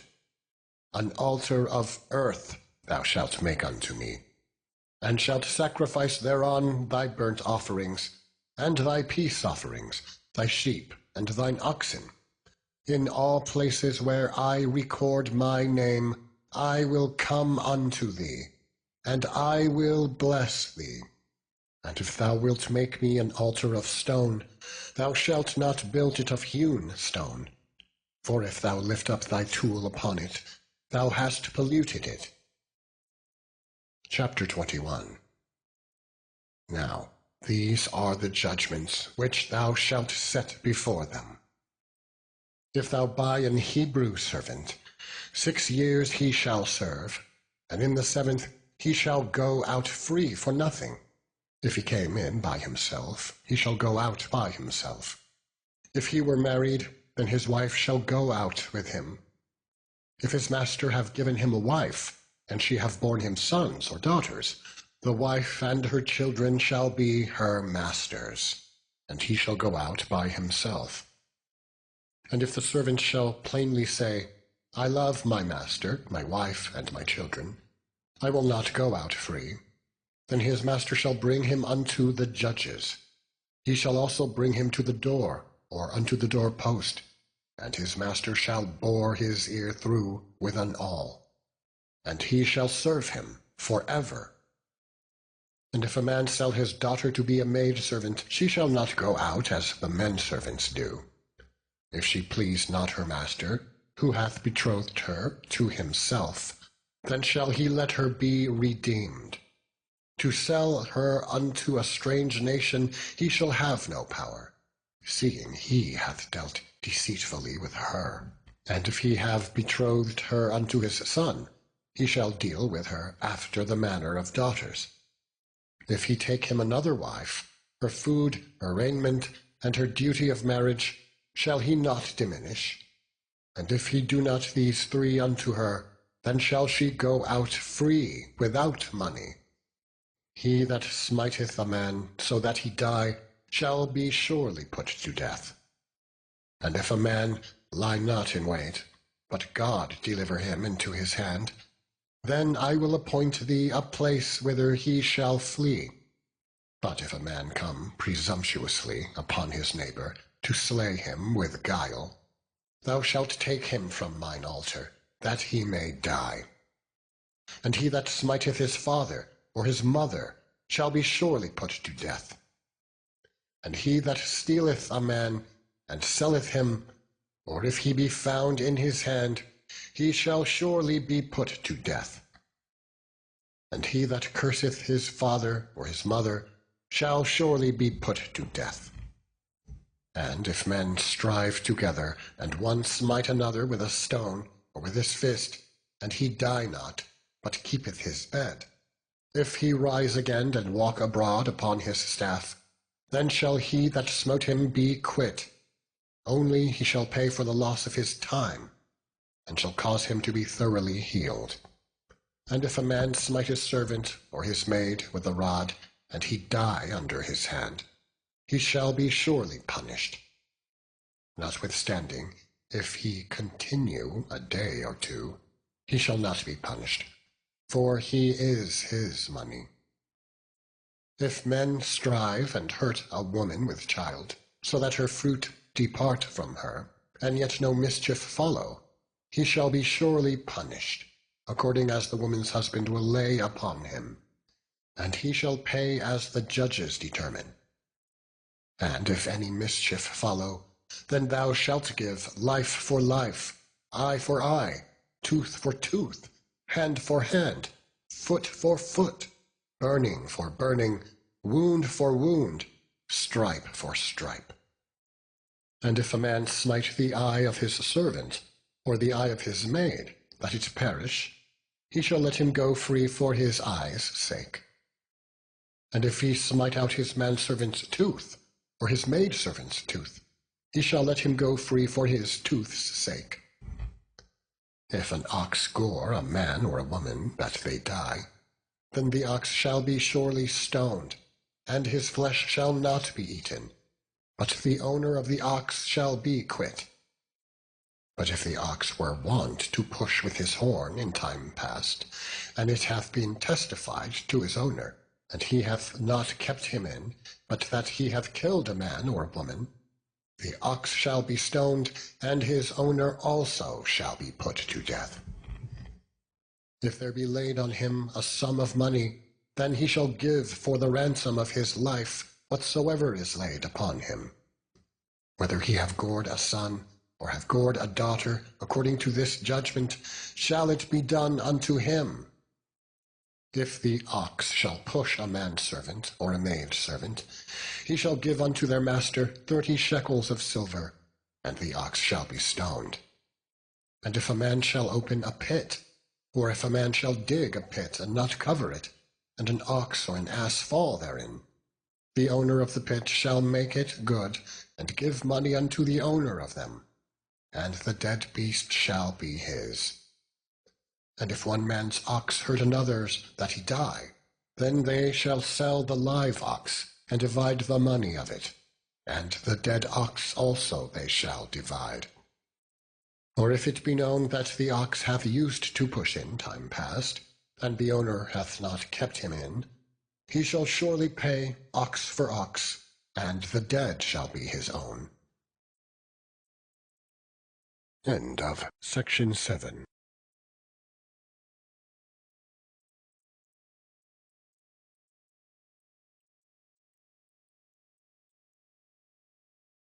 Chapter 23. Thou shalt not raise a false report. Put not thine hand with the wicked to be an unrighteous witness. Thou shalt not follow a multitude to do evil, neither shalt thou speak in a cause to decline after many to wrest judgment. Neither shalt thou countenance a poor man in his cause. If thou meet thine enemy's ox or his ass going astray, thou shalt surely bring it back to him again. If thou see the ass of him that hateth thee lying under his burden, and wouldest forbear to help him, thou shalt surely help with him. Thou shalt not wrest the judgment of thy poor in his cause. Keep thee far from a false matter, and the innocent and righteous slay thou not, for I will not justify the wicked. And thou shalt take no gift, for the gift blindeth the wise, and perverteth the words of the unrighteous. Also thou shalt not oppress a stranger, for ye know the heart of a stranger, seeing ye were strangers in the land of Egypt. And 6 years thou shalt sow thy land, and shalt gather in the fruit thereof. But in the 7th year thou shalt let it rest, and lie still, that the poor of thy people may eat. And what they leave, the beasts of the field shall eat. In like manner thou shalt deal with thy vineyard, and with thy oliveyard. 6 days thou shalt do thy work, and on the 7th day thou shalt rest, that thine ox and thine ass may rest, and the son of thy handmaid and the stranger may be refreshed. And that in all things that I have said unto you, be circumspect, and make no mention of the name of other gods, neither let it be heard out of thy mouth. 3 times thou shalt keep a feast unto me in the year. Thou shalt keep the feast of unleavened bread. Thou shalt eat unleavened bread for 7 days, as I commanded thee, in the time appointed of the month Abib. For in it thou camest out from Egypt, and none shall appear before me empty. And the feast of harvest, the first fruits of thy labors, which thou hast sown in the field, and the feast of ingathering, which is in the end of the year, when thou hast gathered in thy labors out of the field. 3 times in the year all thy males shall appear before the Lord God. Thou shalt not offer the blood of my sacrifices with leavened bread, neither shall the fat of my sacrifice remain until the morning. The first of the first fruits of thy land thou shalt bring into the house of the Lord thy God. Thou shalt not seethe a kid in his mother's milk. Behold, I send an angel before thee, to keep thee in the way, and to bring thee into the place which I have prepared. Beware of him, and obey his voice. Provoke him not, for he will not pardon your transgressions, for my name is in him. But if thou shalt indeed obey his voice, and do all that I speak, then I will be an enemy unto thine enemies, and an adversary unto thine adversaries. For mine angel shall go before thee, and bring thee in unto the Amorites, and the Hittites, and the Perizzites, and the Canaanites, the Hivites, and the Jebusites, and I will cut them off. Thou shalt not bow down to their gods, nor serve them, nor do after their works, but thou shalt utterly overthrow them, and quite break down their images. And ye shall serve the Lord your God. He shall bless thy bread and thy water, and I will take sickness away from the midst of thee. There shall nothing cast their young, nor be barren in thy land. The number of the days I will fulfill. I will send my fear before thee, and will destroy all the people to whom thou shalt come, and I will make all thine enemies turn their backs unto thee. And I will send hornets before thee, which shall drive out the Hivite, the Canaanite, and the Hittite from before thee. I will not drive them out from before thee in 1 year, lest the land become desolate, and the beast of the field multiply against thee. By little and little I will drive them out from before thee, until thou be increased, and inherit the land. And I will set thy bounds from the Red Sea, even unto the sea of the Philistines, and from the desert unto the river. For I will deliver the inhabitants of the land into your hand, and thou shalt drive them out before thee. Thou shalt make no covenant with them, nor with their gods. They shall not dwell in thy land, lest they make thee sin against me. For if thou serve their gods, it will surely be a snare unto thee. Chapter 24. And he said unto Moses, Come up unto the Lord, thou and Aaron, Nadab, and Abihu, and 70 of the elders of Israel, and worship ye afar off. And Moses alone shall come near the Lord, but they shall not come nigh, neither shall the people go up with him. And Moses came and told the people all the words of the Lord, and all the judgments. And all the people answered with one voice, and said, All the words which the Lord hath said will we do.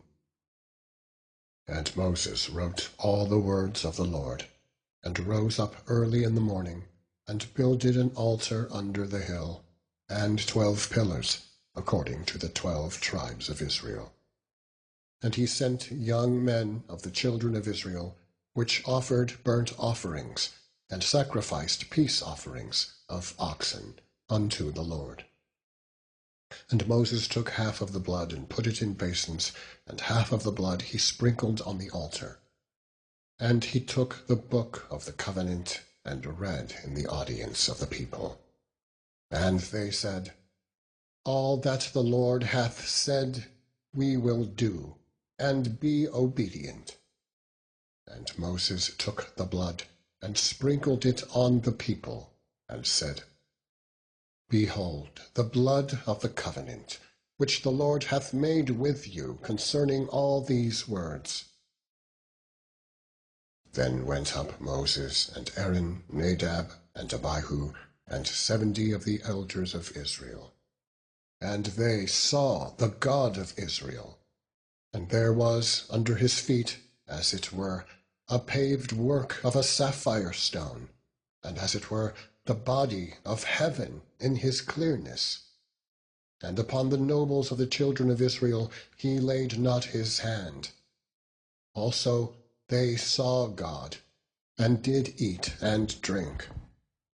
And the Lord said unto Moses, Come up to me into the mount, and be there, and I will give thee tables of stone, and a law, and commandments, which I have written, that thou mayest teach them.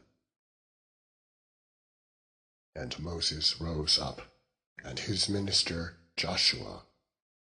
And Moses went up into the mount of God. And he said unto the elders, Tarry ye here for us, until we come again unto you. And behold, Aaron and Hur are with you. If any man have any matters to do, let him come unto them. And Moses went up into the mount, and a cloud covered the mount.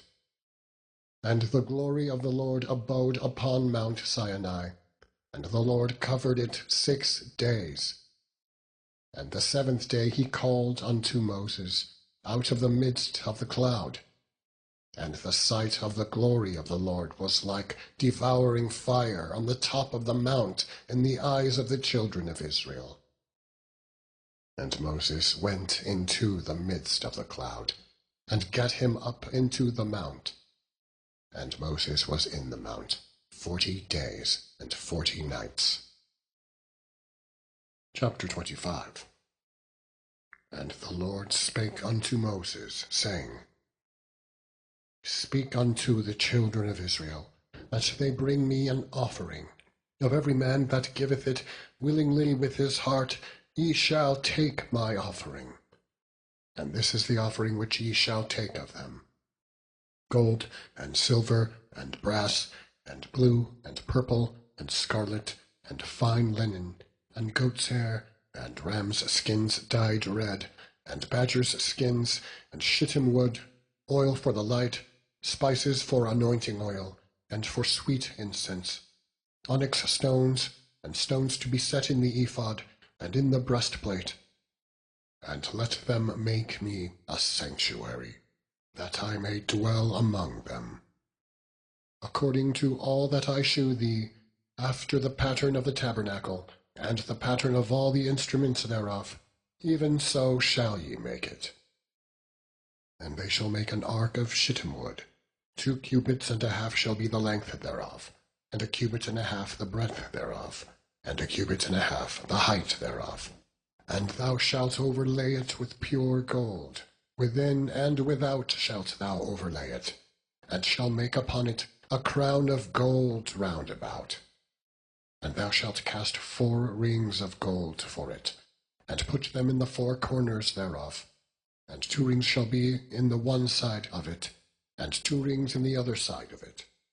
And thou shalt make staves of shittim wood, and overlay them with gold.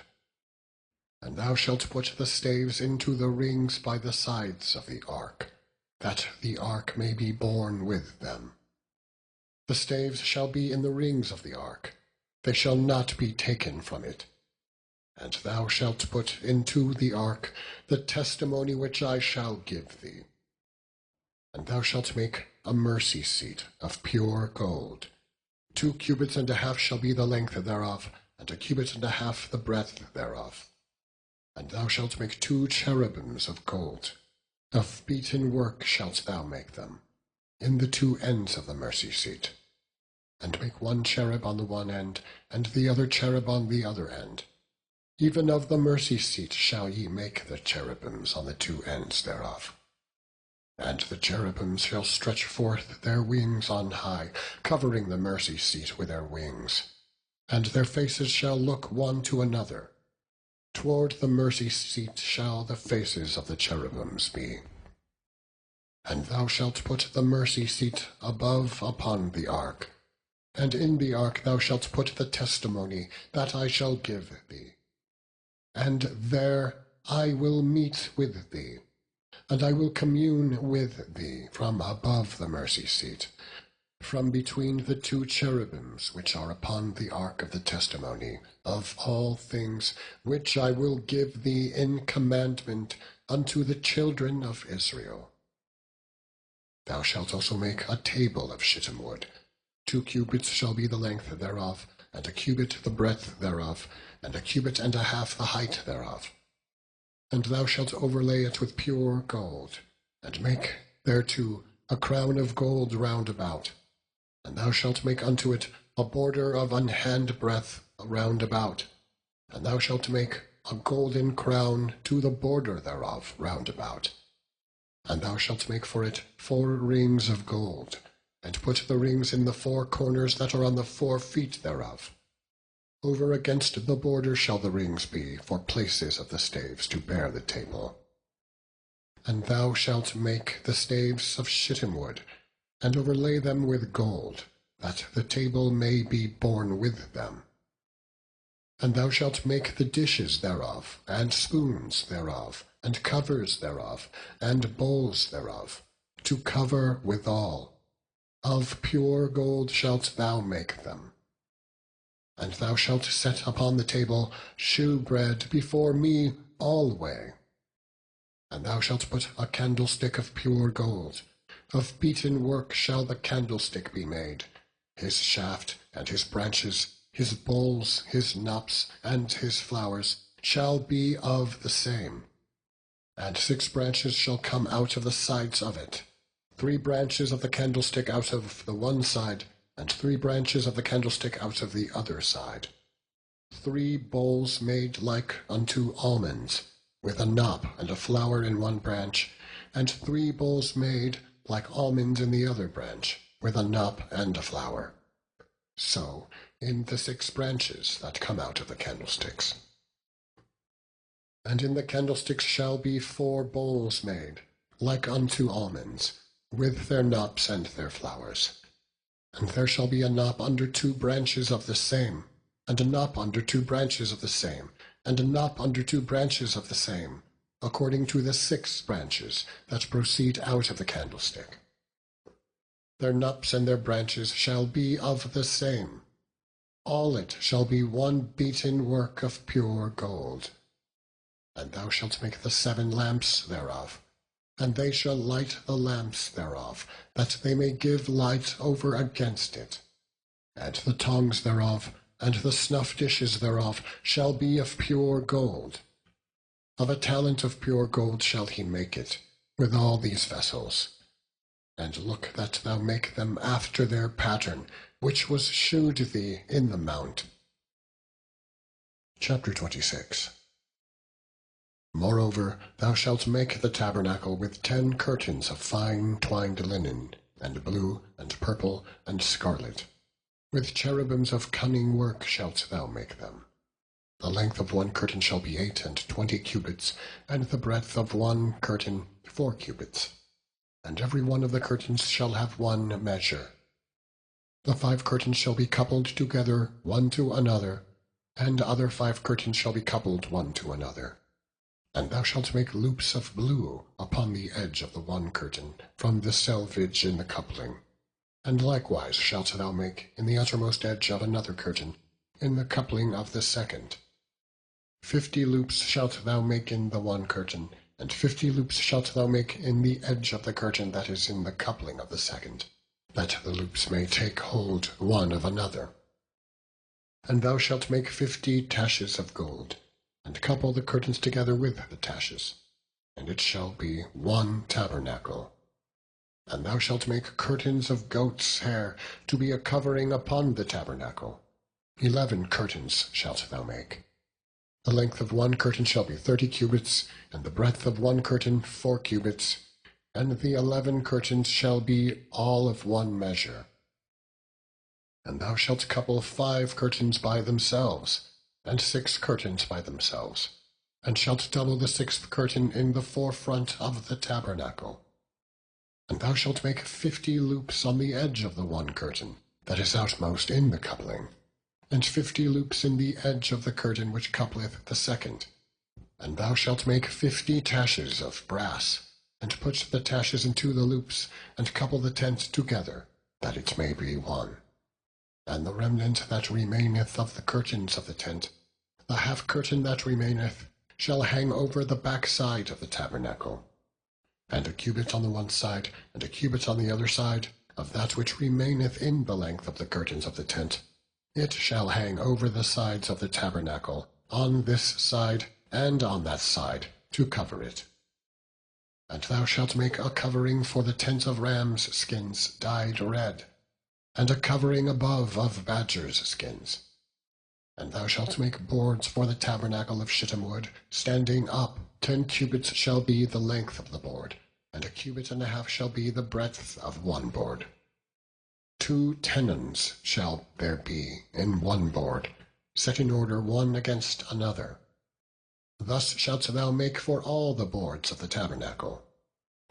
And thou shalt make the boards for the tabernacle, 20 boards on the south side southward. And thou shalt make 40 sockets of silver under the 20 boards, 2 sockets under one board for his 2 tenons, and 2 sockets under another board for his 2 tenons.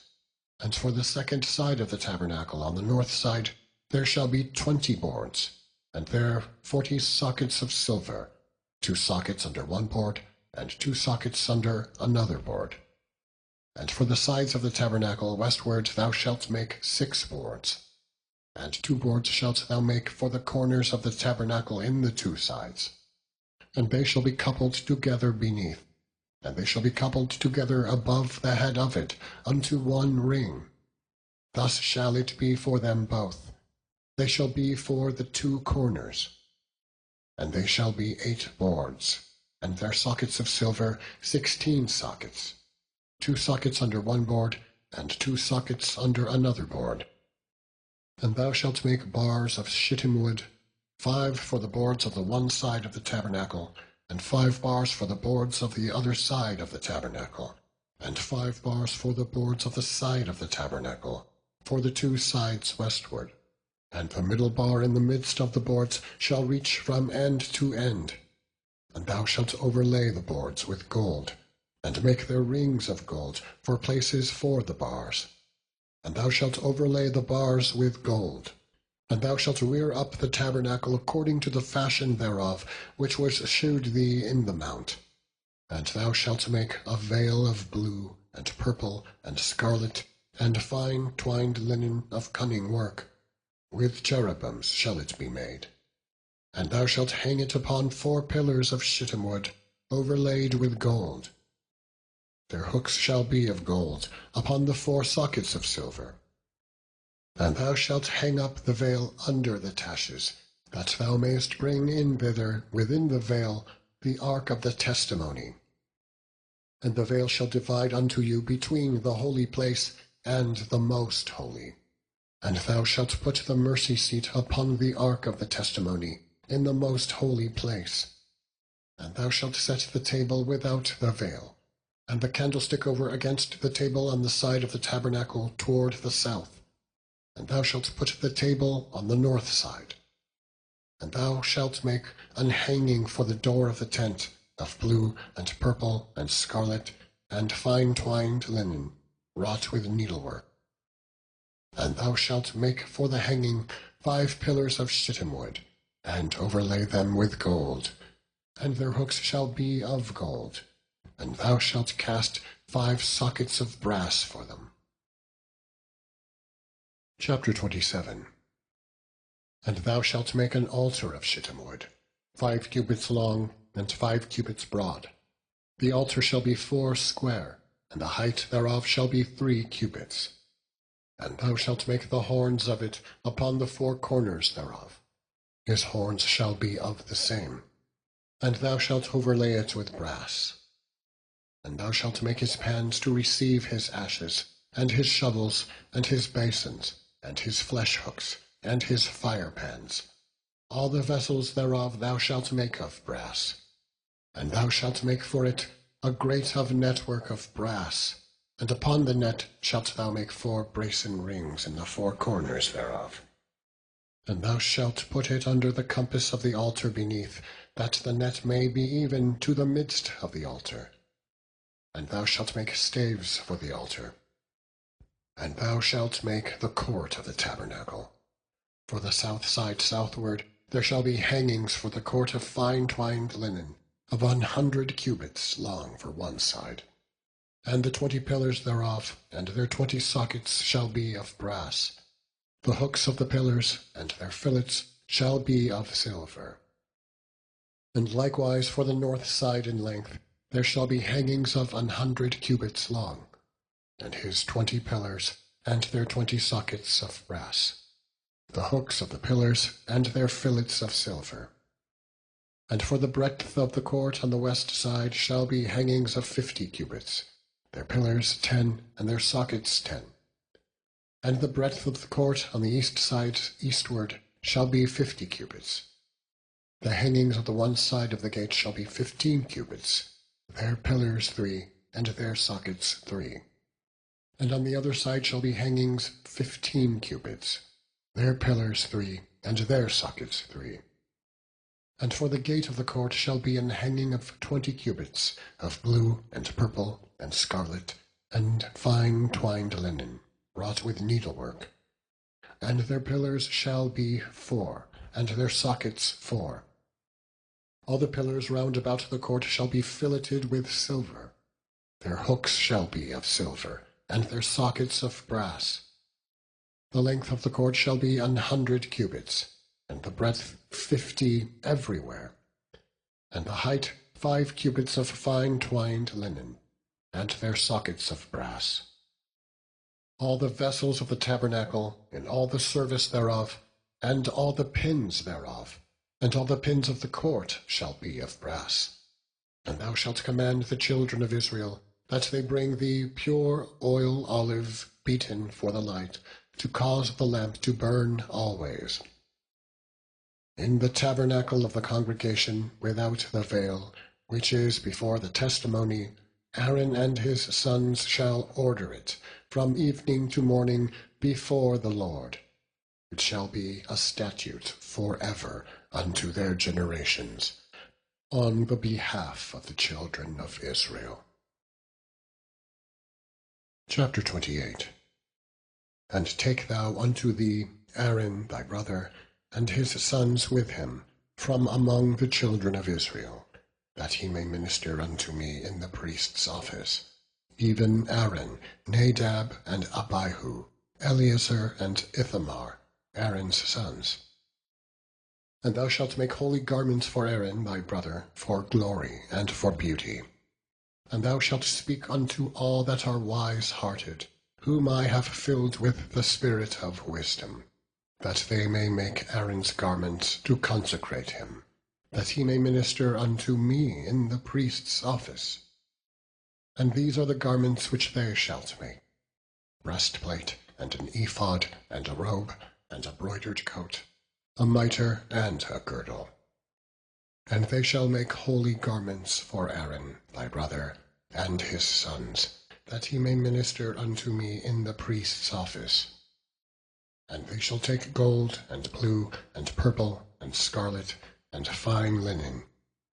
And they shall make the ephod of gold, of blue, and of purple, of scarlet, and fine linen. And they shall make the ephod of gold, of blue, and of purple, of scarlet, and fine twined linen, with cunning work. It shall have the 2 shoulder pieces thereof joined at the 2 edges thereof, and so it shall be joined together. And the curious girdle of the ephod which is upon it shall be of the same, according to the work thereof, even of gold, of blue, and purple, and scarlet, and fine twined linen. And thou shalt take 2 onyx stones, and grave on them the names of the children of Israel, 6 of their names on one stone, and the other 6 names of the rest on the other stone, according to their birth. With the work of an engraver in stone, like the engravings of a signet, shalt thou engrave the 2 stones with the names of the children of Israel. Thou shalt make them to be set in ouches of gold. And thou shalt put the 2 stones upon the shoulders of the ephod, for stones of a memorial unto the children of Israel. And Aaron shall bear their names before the Lord upon his 2 shoulders for a memorial. And thou shalt make ouches of gold, and 2 chains of pure gold at the ends, of wreathen work shalt thou make them, and fasten the wreathen chains to the ouches. And thou shalt make the breastplate of judgment with cunning work.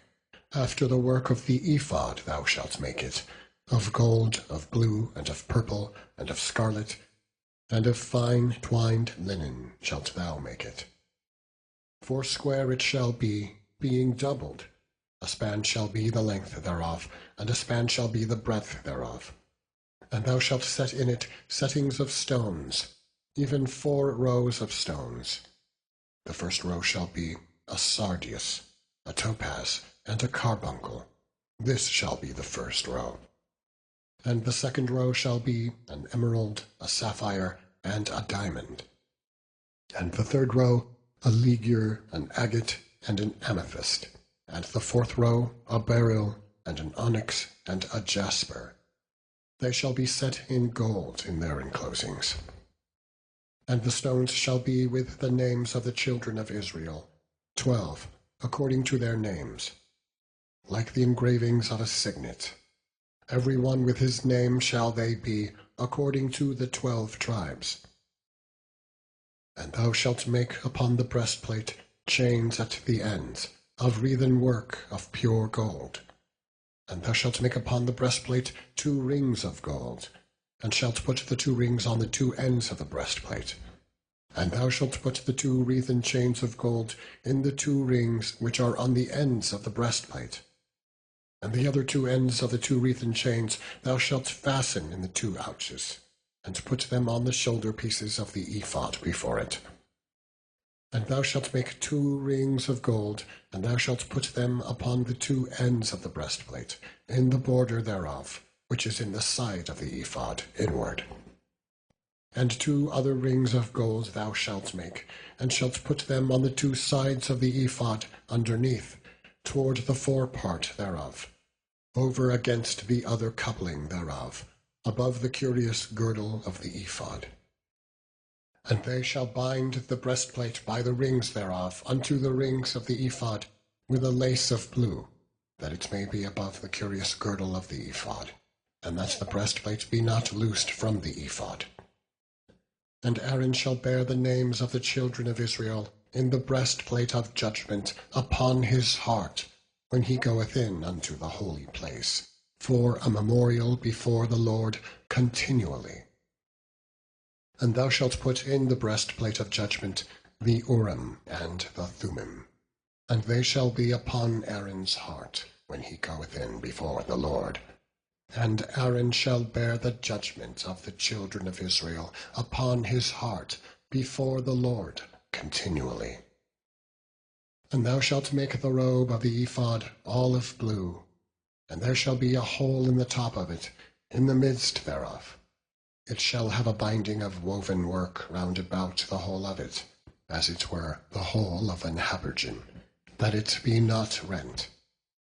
And beneath upon the hem of it thou shalt make pomegranates of blue, and of purple, and of scarlet, round about the hem thereof, and bells of gold between them round about, a golden bell and a pomegranate, a golden bell and a pomegranate, upon the hem of the robe round about.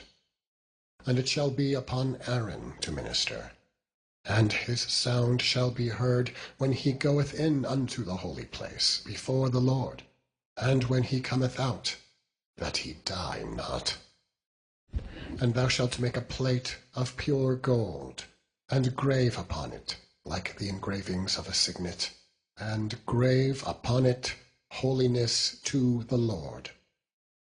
And thou shalt put it on a blue lace, that it may be upon the mitre. Upon the forefront of the mitre it shall be. And it shall be upon Aaron's forehead, that Aaron may bear the iniquity of the holy things, which the children of Israel shall hallow in all their holy gifts. And it shall be always upon his forehead, that they may be accepted before the Lord. And thou shalt embroider the coat of fine linen, and thou shalt make the mitre of fine linen, and thou shalt make the girdle of needlework. And for Aaron's sons thou shalt make coats, and thou shalt make for them girdles, and bonnets shalt thou make for them, for glory and for beauty. And thou shalt put them upon Aaron thy brother, and his sons with him, and shalt anoint them, and consecrate them, and sanctify them, that they may minister unto me in the priest's office. And thou shalt make them linen breeches to cover their nakedness, from the loins even unto the thighs they shall reach. And they shall be upon Aaron, and upon his sons, when they come in unto the tabernacle of the congregation, or when they come near unto the altar to minister in the holy place, that they bear not iniquity, and die. It shall be a statute for ever unto him and his seed after him. Chapter 29. And this is the thing that thou shalt do unto them, to hallow them, to minister unto me in the priest's office. Take 1 young bullock, and 2 rams without blemish, and unleavened bread, and cakes unleavened, tempered with oil, and wafers unleavened, anointed with oil. Of wheaten flour shalt thou make them.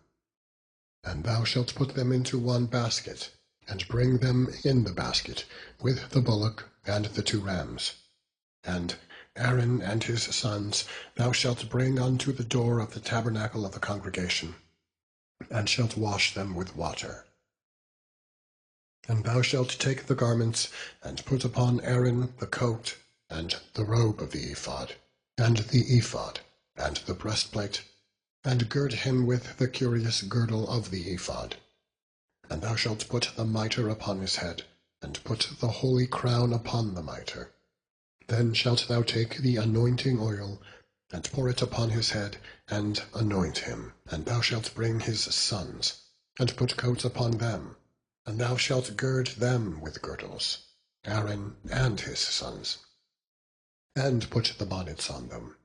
And the priest's office shall be theirs for a perpetual statute. And thou shalt consecrate Aaron and his sons. And thou shalt cause a bullock to be brought before the tabernacle of the congregation.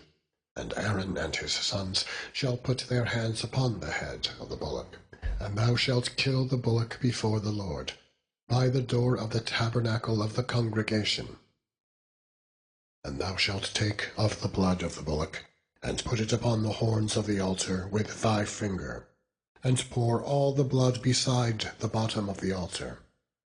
And thou shalt take all the fat that covereth the inwards, and the caul that is above the liver, and the 2 kidneys, and the fat that is upon them, and burn them upon the altar. But the flesh of the bullock, and his skin, and his dung, shalt thou burn with fire without the camp. It is a sin offering. Thou shalt also take 1 ram, and Aaron and his sons shall put their hands upon the head of the ram, and thou shalt slay the ram. And thou shalt take his blood, and sprinkle it round about upon the altar.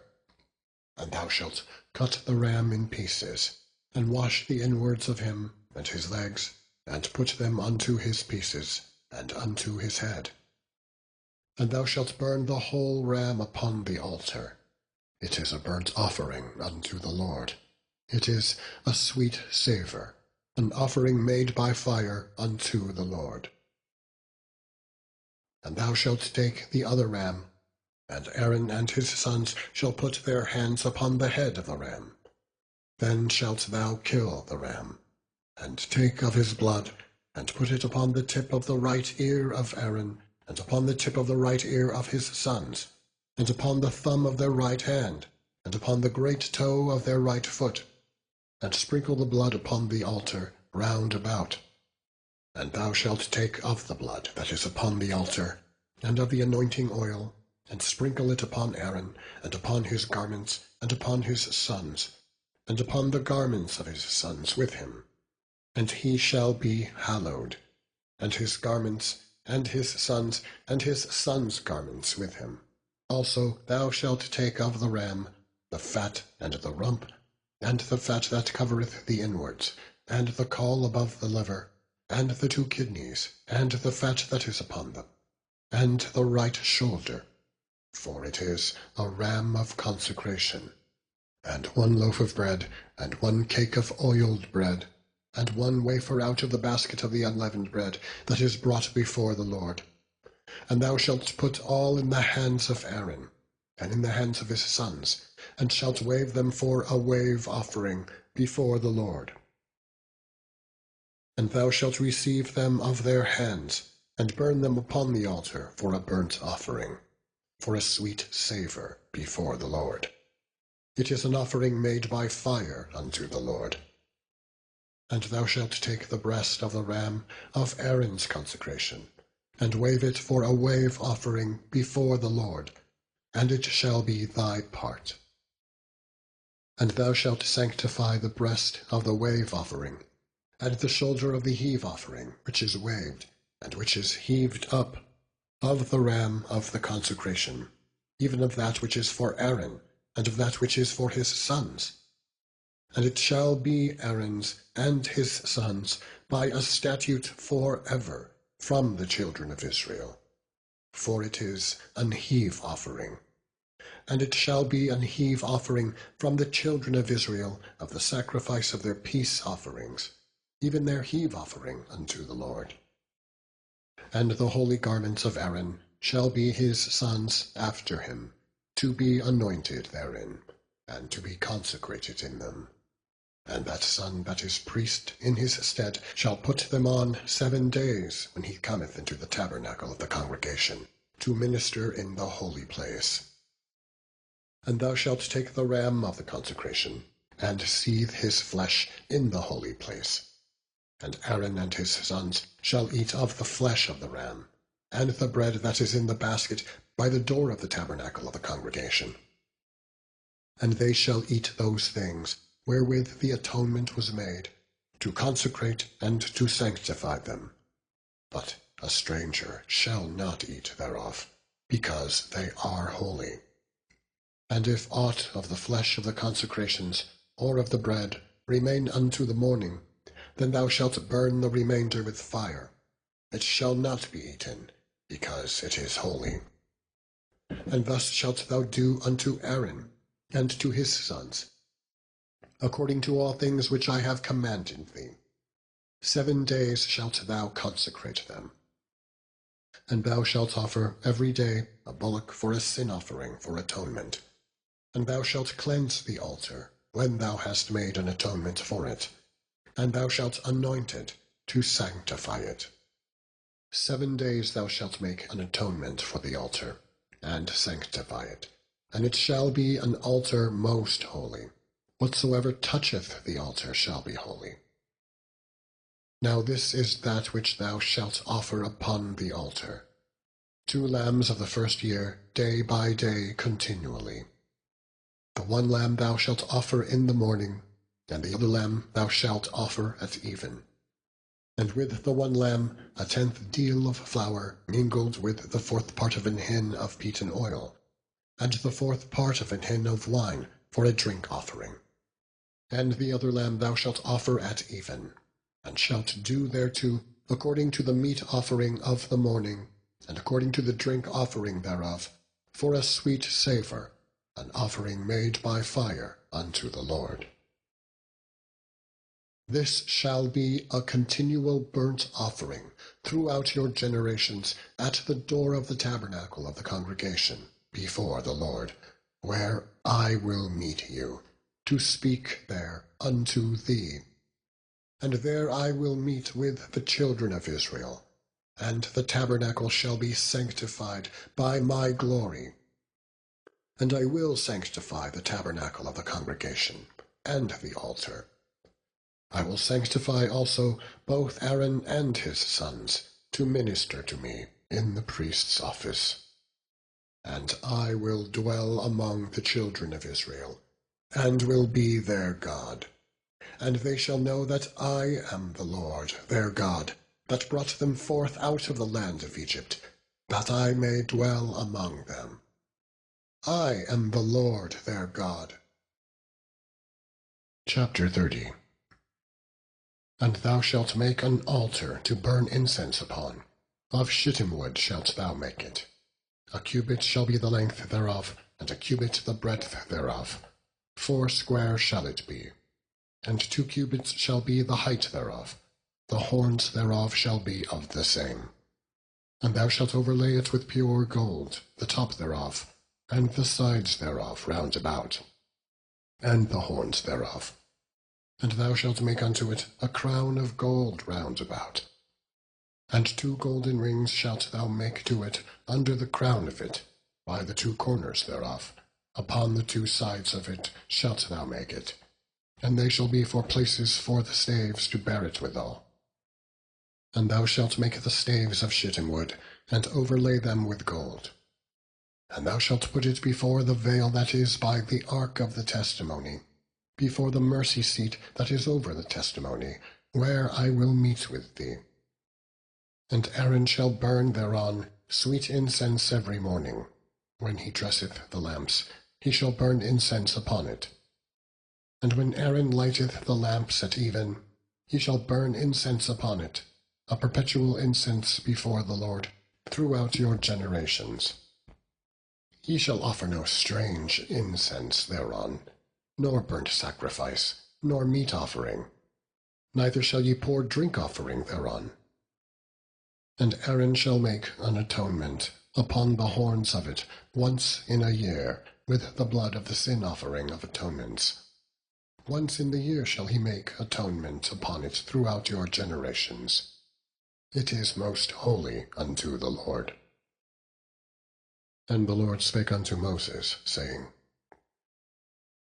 When thou takest the sum of the children of Israel after their number, then shall they give every man a ransom for his soul unto the Lord, when thou numberest them, that there be no plague among them when thou numberest them. This they shall give, every one that passeth among them that are numbered, 1/2 shekel after the shekel of the sanctuary. A shekel is 20 gerahs. 1/2 shekel shall be the offering of the Lord. Every one that passeth among them that are numbered, from 20 years old and above, shall give an offering unto the Lord. The rich shall not give more, and the poor shall not give less than 1/2 shekel, when they give an offering unto the Lord, to make an atonement for your souls.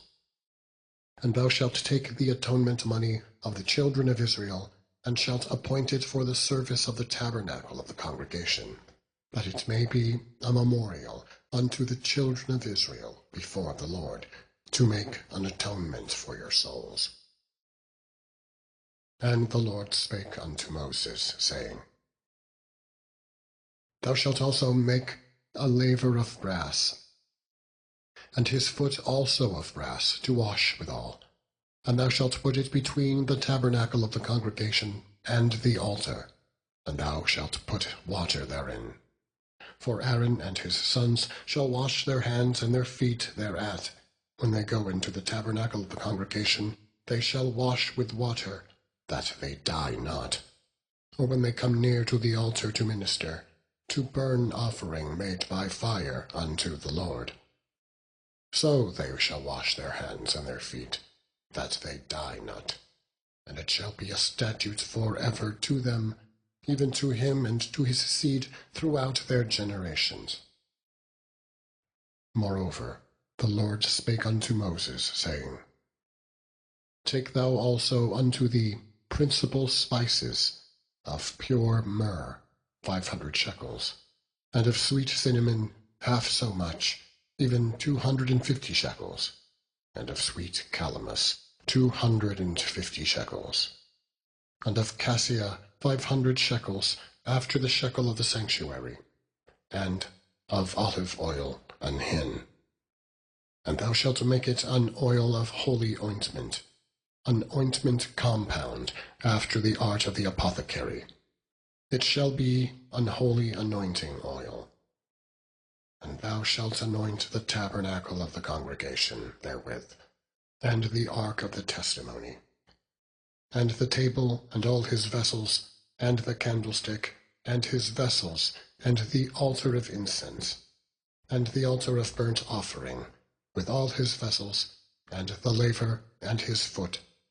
And thou shalt sanctify them, that they may be most holy. Whatsoever toucheth them shall be holy.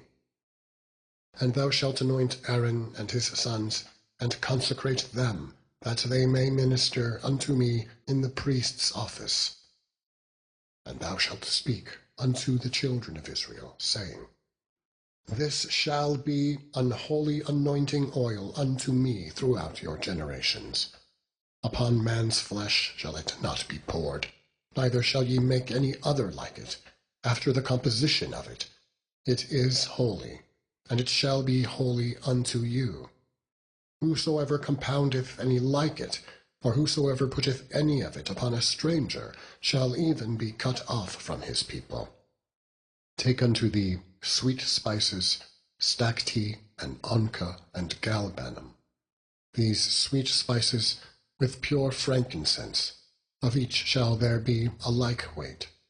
And thou shalt make it a perfume, a confection after the art of the apothecary, tempered together, pure and holy.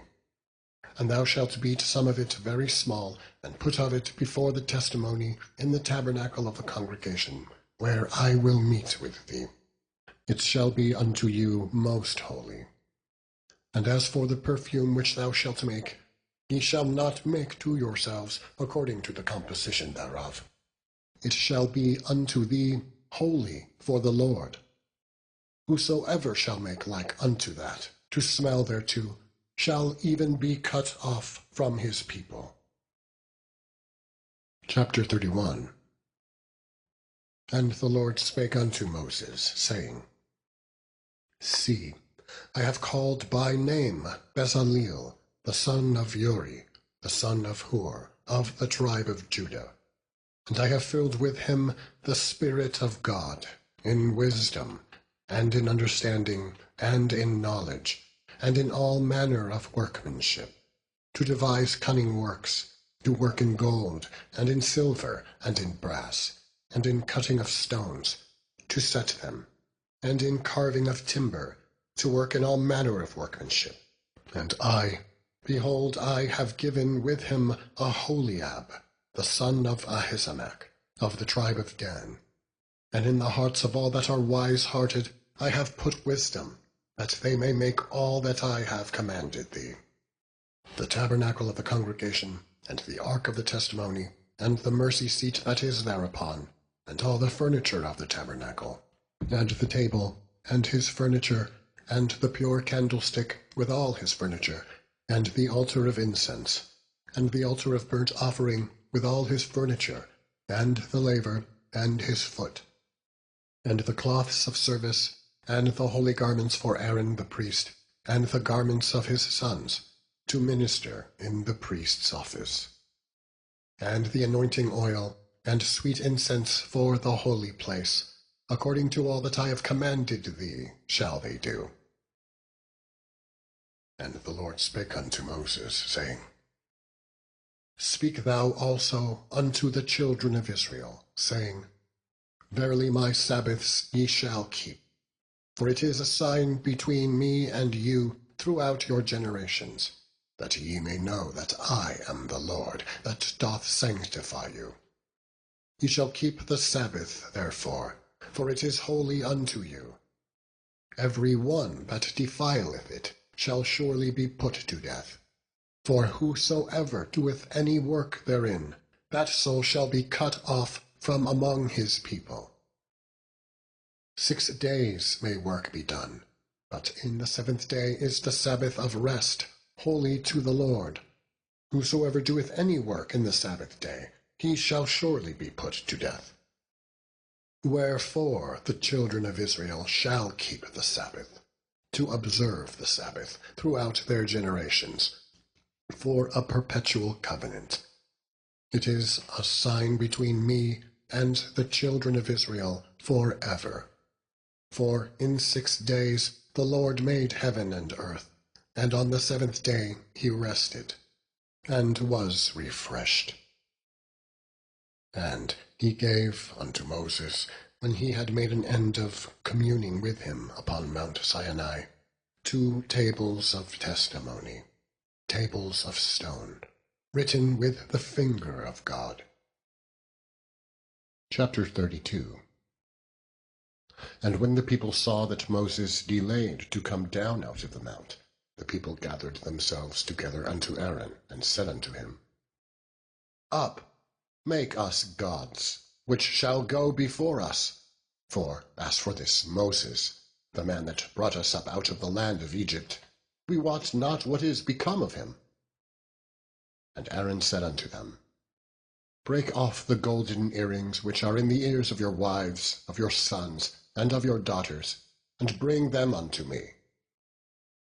And all the people brake off the golden earrings which were in their ears, and brought them unto Aaron. And he received them at their hand, and fashioned it with a graving tool, after he had made it a molten calf. And they said, These be thy gods, O Israel, which brought thee up out of the land of Egypt. And when Aaron saw it, he built an altar before it. And Aaron made proclamation, and said, Tomorrow is a feast to the Lord. And they rose up early on the morrow, and offered burnt offerings, and brought peace offerings. And the people sat down to eat and to drink, and rose up to play. And the Lord said unto Moses, Go, get thee down, for thy people, which thou broughtest out of the land of Egypt, have corrupted themselves. They have turned aside quickly out of the way which I commanded them. They have made them a molten calf, and have worshipped it, and have sacrificed thereunto, and said, These be thy gods, O Israel, which have brought thee up out of the land of Egypt. And the Lord said unto Moses, I have seen this people, and behold, it is a stiff-necked people. Now therefore, let me alone, that my wrath may wax hot against them, and that I may consume them, and I will make of thee a great nation. And Moses besought the Lord his God, and said, Lord, why doth thy wrath wax hot against thy people, which thou hast brought forth out of the land of Egypt with great power, and with a mighty hand? Wherefore should the Egyptians speak and say, For mischief did he bring them out, to slay them in the mountains, and to consume them from the face of the earth? Turn from thy fierce wrath, and repent of this evil against thy people. Remember Abraham, Isaac, and Israel thy servants, to whom thou swarest by thine own self, and saidst unto them, I will multiply your seed as the stars of heaven, and all this land that I have spoken of will I give unto your seed, and they shall inherit it forever. And the Lord repented of the evil which he thought to do unto his people. And Moses turned and went down from the mount, and the 2 tables of the testimony were in his hand. The tables were written on both their sides. On one side and on the other were they written. And the tables were the work of God. and the writing was the writing of God, graven upon the tables. And when Joshua heard the noise of the people, as they shouted, he said unto Moses, There is a noise of war in the camp. And he said, It is not the voice of them that shout for mastery, neither is it the voice of them that cry for being overcome, but the noise of them that sing do I hear. And it came to pass, as soon as he came nigh unto the camp, that he saw the calf, and the dancing. And Moses' anger waxed hot, and he cast the tables out of his hands, and brake them beneath the mount. And he took the calf which they had made, and burnt it in the fire, and ground it to powder, and strawed it upon the water, and made the children of Israel drink of it. And Moses said unto Aaron, What did this people unto thee, that thou hast brought so great a sin upon them? And Aaron said, Let not the anger of my Lord wax hot. Thou knowest the people, that they are set on mischief. For they said unto me, Make us gods which shall go before us. For as for this Moses, the man that brought us up out of the land of Egypt, we wot not what is become of him. And I said unto them, Whosoever hath any gold, let them break it off. So they gave it me. Then I cast it into the fire, and there came out this calf. And when Moses saw that the people were naked, for Aaron had made them naked unto their shame among their enemies, then Moses stood in the gate of the camp, and said, Who is on the Lord's side? Let him come unto me. And all the sons of Levi gathered themselves together unto him. And he said unto them, Thus saith the Lord God of Israel, Put every man his sword by his side, and go in and out from gate to gate throughout the camp, and slay every man his brother, and every man his companion, and every man his neighbor. And the children of Levi did according to the word of Moses. And there fell of the people that day about 3,000 men. For Moses had said, Consecrate yourselves today to the Lord, even every man upon his son and upon his brother, that he may bestow upon you a blessing this day. And it came to pass on the morrow that Moses said unto the people, Ye have sinned a great sin. And now I will go up unto the Lord. Peradventure I shall make an atonement for your sin. And Moses returned unto the Lord, and said, O this people have sinned a great sin, and have made them gods of gold. Yet now, if thou wilt forgive their sin, and if not, blot me, I pray thee, out of thy book which thou hast written. And the Lord said unto Moses, Whosoever hath sinned against me, him will I blot out of my book. Therefore now go, lead the people unto the place of which I have spoken unto thee. Behold, mine angel shall go before thee. Nevertheless, in the day when I visit, I will visit their sin upon them. And the Lord plagued the people, because they made the calf which Aaron made. Chapter 33. And the Lord said unto Moses, Depart, and go up hence, thou and the people which thou hast brought up out of the land of Egypt, unto the land which I sware unto Abraham, to Isaac, and to Jacob, saying, Unto thy seed will I give it. And I will send an angel before thee, And I will drive out the Canaanite, the Amorite, and the Hittite, and the Perizzite, the Hivite, and the Jebusite, unto a land flowing with milk and honey. For I will not go up in the midst of thee, for thou art a stiff-necked people, lest I consume thee in the way.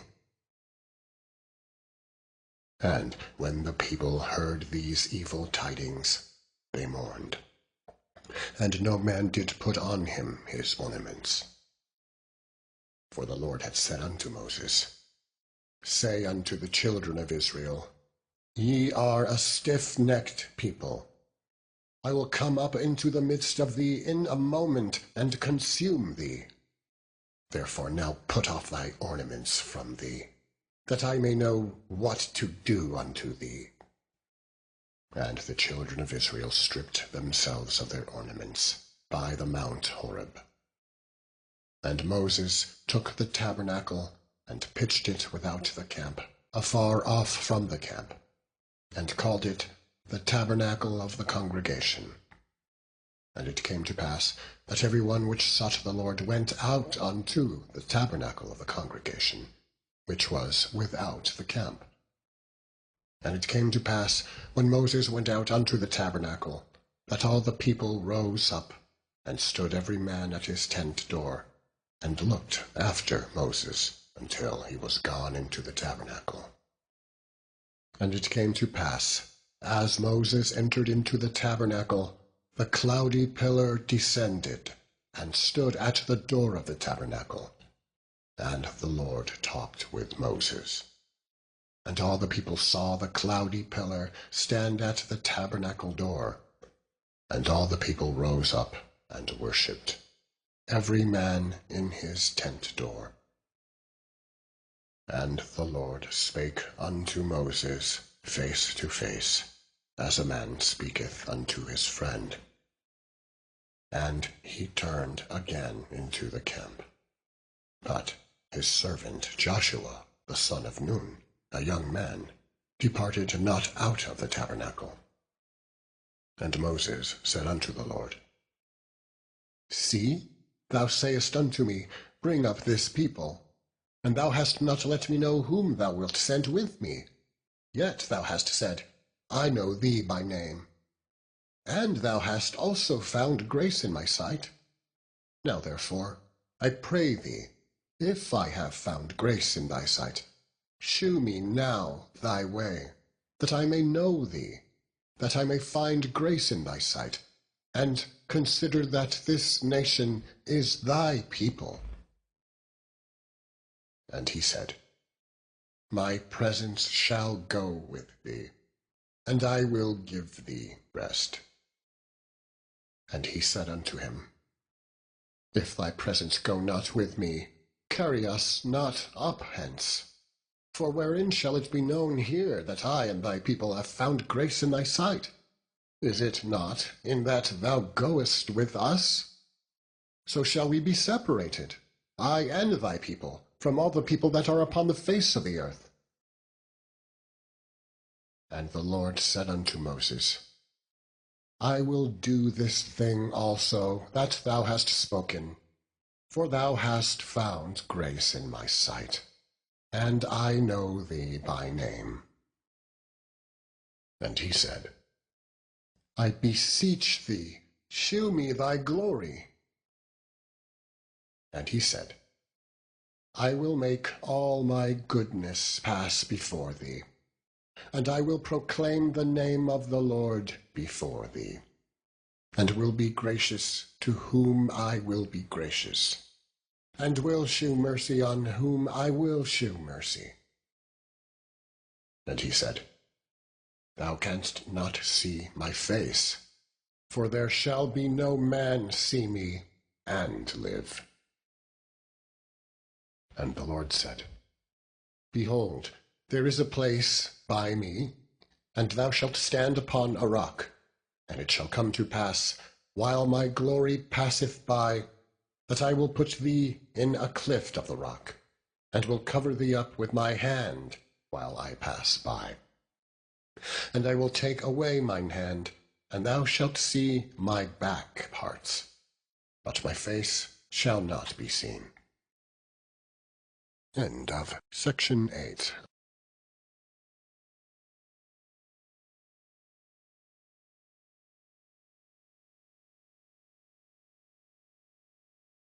Chapter 34. And the Lord said unto Moses, Hew thee 2 tables of stone like unto the first, and I will write upon these tables the words that were in the first tables, which thou breakest. And be ready in the morning, and come up in the morning unto Mount Sinai, and present thyself there to me in the top of the mount, and no man shall come up with thee. Neither let any man be seen throughout all the mount, neither let the flocks nor herds feed before the mount. And he hewed 2 tables of stone, like unto the first. And Moses rose up early in the morning, and went up unto Mount Sinai, as the Lord had commanded, and took in his hand the 2 tables of stone. And the Lord descended in the cloud, and stood with him there, and proclaimed the name of the Lord. And the Lord passed by before him, and proclaimed, the Lord God, merciful and gracious, long-suffering, and abundant in goodness and truth, keeping mercy for thousands, forgiving iniquity and transgression and sin, and that will by no means clear the guilty, visiting the iniquity of the fathers upon the children, and upon the children's children, unto the 3rd and to the 4th generation. And Moses made haste, and bowed his head toward the earth, and worshipped. And he said, If now I have found grace in thy sight, O Lord, let, my Lord, I pray thee, go among us, for it is a stiff-necked people, and pardon our iniquity and our sin, and take us for thine inheritance. And he said, Behold, I make a covenant. Before all thy people I will do marvels, such as have not been done in all the earth, nor in any nation. And all the people among which thou art shall see the work of the Lord. For it is a terrible thing that I will do with thee. Observe thou that which I command thee this day. Behold, I drive out before thee the Amorite, and the Canaanite, and the Hittite, and the Perizzite, and the Hivite, and the Jebusite. Take heed to thyself, lest thou make a covenant with the inhabitants of the land whither thou goest, lest it be for a snare in the midst of thee. But ye shall destroy their altars, break their images, and cut down their groves. For thou shalt worship no other God. For the Lord, whose name is jealous, is a jealous God. Lest thou make a covenant with the inhabitants of the land, and they go a-whoring after their gods, and do sacrifice unto their gods. And one call thee, and thou eat of his sacrifice. And thou take of their daughters unto thy sons, and their daughters go a-whoring after their gods, and make thy sons go a-whoring after their gods. Thou shalt make thee no molten gods. The feast of unleavened bread shalt thou keep. 7 days thou shalt eat unleavened bread, as I commanded thee, in the time of the month Abib. For in the month Abib thou camest out from Egypt. All that openeth the matrix is mine, and every firstling among thy cattle, whether ox or sheep, that is male. But the firstling of an ass thou shalt redeem with a lamb. And if thou redeem him not, then shalt thou break his neck. All the firstborn of thy sons thou shalt redeem, and none shall appear before me empty. 6 days thou shalt work, but on the 7th day thou shalt rest. In earing time and in harvest thou shalt rest. And thou shalt observe the feast of weeks, of the first fruits of wheat harvest, and the feast of ingathering at the year's end. Thrice in the year shall all your men children appear before the Lord God, the God of Israel. For I will cast out the nations before thee, and enlarge thy borders. Neither shall any man desire thy land, when thou shalt go up to appear before the Lord thy God, thrice in the year. Thou shalt not offer the blood of my sacrifice with leaven, neither shall the sacrifice of the feast of the Passover be left unto the morning. The first of the first fruits of thy land thou shalt bring unto the house of the Lord thy God. Thou shalt not seethe a kid in his mother's milk. And the Lord said unto Moses, Write thou these words, for after the tenor of these words I have made a covenant with thee, and with Israel. And he was there with the Lord 40 days and 40 nights. He did neither eat bread nor drink water. And he wrote upon the tables the words of the covenant, the 10 commandments. And it came to pass, when Moses came down from Mount Sinai, with the 2 tables of testimony in Moses' hand, when he came down from the mount, that Moses wist not that the skin of his face shone while he talked with him. And when Aaron and all the children of Israel saw Moses, behold, the skin of his face shone, and they were afraid to come nigh him.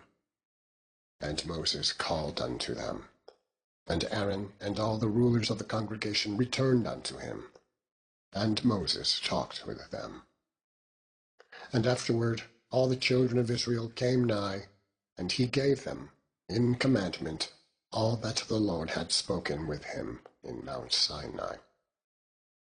And till Moses had done speaking with them, he put a veil on his face. But when Moses went in before the Lord to speak with him, he took the veil off until he came out. And he came out and spake unto the children of Israel that which he was commanded. And the children of Israel saw the face of Moses, that the skin of Moses' face shone. And Moses put the veil upon his face again, until he went in to speak with him. Chapter 35.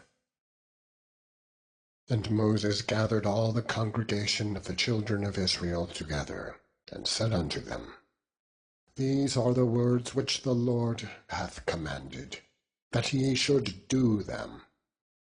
6 days shall work be done, but on the 7th day there shall be to you an holy day, a Sabbath of rest to the Lord. Whoever doeth work therein shall be put to death. Ye shall kindle no fire throughout your habitations upon the Sabbath day. And Moses spake unto all the congregation of the children of Israel, saying, This is the thing which the Lord commanded, saying, Take ye from among you an offering unto the Lord. Whosoever is of a willing heart, let him bring it, an offering of the Lord, gold and silver, and brass, and blue, and purple, and scarlet, and fine linen, and goat's hair, and rams' skins dyed red, and badgers' skins, and shittim wood, and oil for the light, and spices for anointing oil, and for the sweet incense, and onyx stones, and stones to be set for the ephod, and for the breastplate. And every wise-hearted among you shall come, and make all that the Lord hath commanded. The tabernacle, his tent, and his covering, his taches, and his boards, his bars, his pillars, and his sockets, the ark, and the staves thereof, with the mercy seat, and the veil of the covering, the table, and his staves, and all his vessels, and the shewbread, the candlestick also for the light, and his furniture, and his lamps, with the oil for the light, and the incense altar, and his staves, and the anointing oil, and the sweet incense, and the hanging for the door at the entering in of the tabernacle. The altar of burnt offering, with his brasen grate, his staves, and all his vessels, the laver and his foot, the hangings of the court, his pillars, and their sockets, and the hanging for the door of the court, the pins of the tabernacle, and the pins of the court, and their cords, the cloths of service, to do service in the holy place, the holy garments for Aaron the priest, and the garments of his sons to minister in the priest's office. And all the congregation of the children of Israel departed from the presence of Moses. And they came, every one whose heart stirred him up, and every one whom his spirit made willing. And they brought the Lord's offering to the work of the tabernacle of the congregation, and for all his service, and for the holy garments. And they came, both men and women, as many as were willing-hearted, and brought bracelets and earrings and rings and tablets, all jewels of gold. And every man that offered an offering of gold unto the Lord. And every man with whom was found blue and purple and scarlet and fine linen and goats' hair and red skins of rams and badgers' skins, brought them. Every one that did offer an offering of silver and brass brought the Lord's offering. And every man with whom was found shittim wood for any work of the service brought it. And all the women that were wise-hearted did spin with their hands, and brought that which they had spun, both of blue, and of purple, and of scarlet, and of fine linen. And all the women whose heart stirred them up in wisdom spun goats' hair. And the rulers brought onyx stones, and stones to be set, for the ephod, and for the breastplate, and spice, and oil for the light, and for the anointing oil, and for the sweet incense. The children of Israel brought a willing offering unto the Lord, every man and woman, whose heart made them willing to bring for all manner of work, which the Lord had commanded to be made by the hand of Moses. And Moses said unto the children of Israel, See, the Lord hath called by name Bezaleel, the son of Uri, the son of Hur, of the tribe of Judah. And he hath filled him with the Spirit of God, in wisdom, in understanding, and in knowledge, and in all manner of workmanship, and to devise curious works, to work in gold, and in silver, and in brass, and in the cuttings of stones, to set them, and in carving of wood, to make any manner of cunning work. And he hath put in his heart that he may teach, both he and Aholiab, the son of Ahisamach, of the tribe of Dan.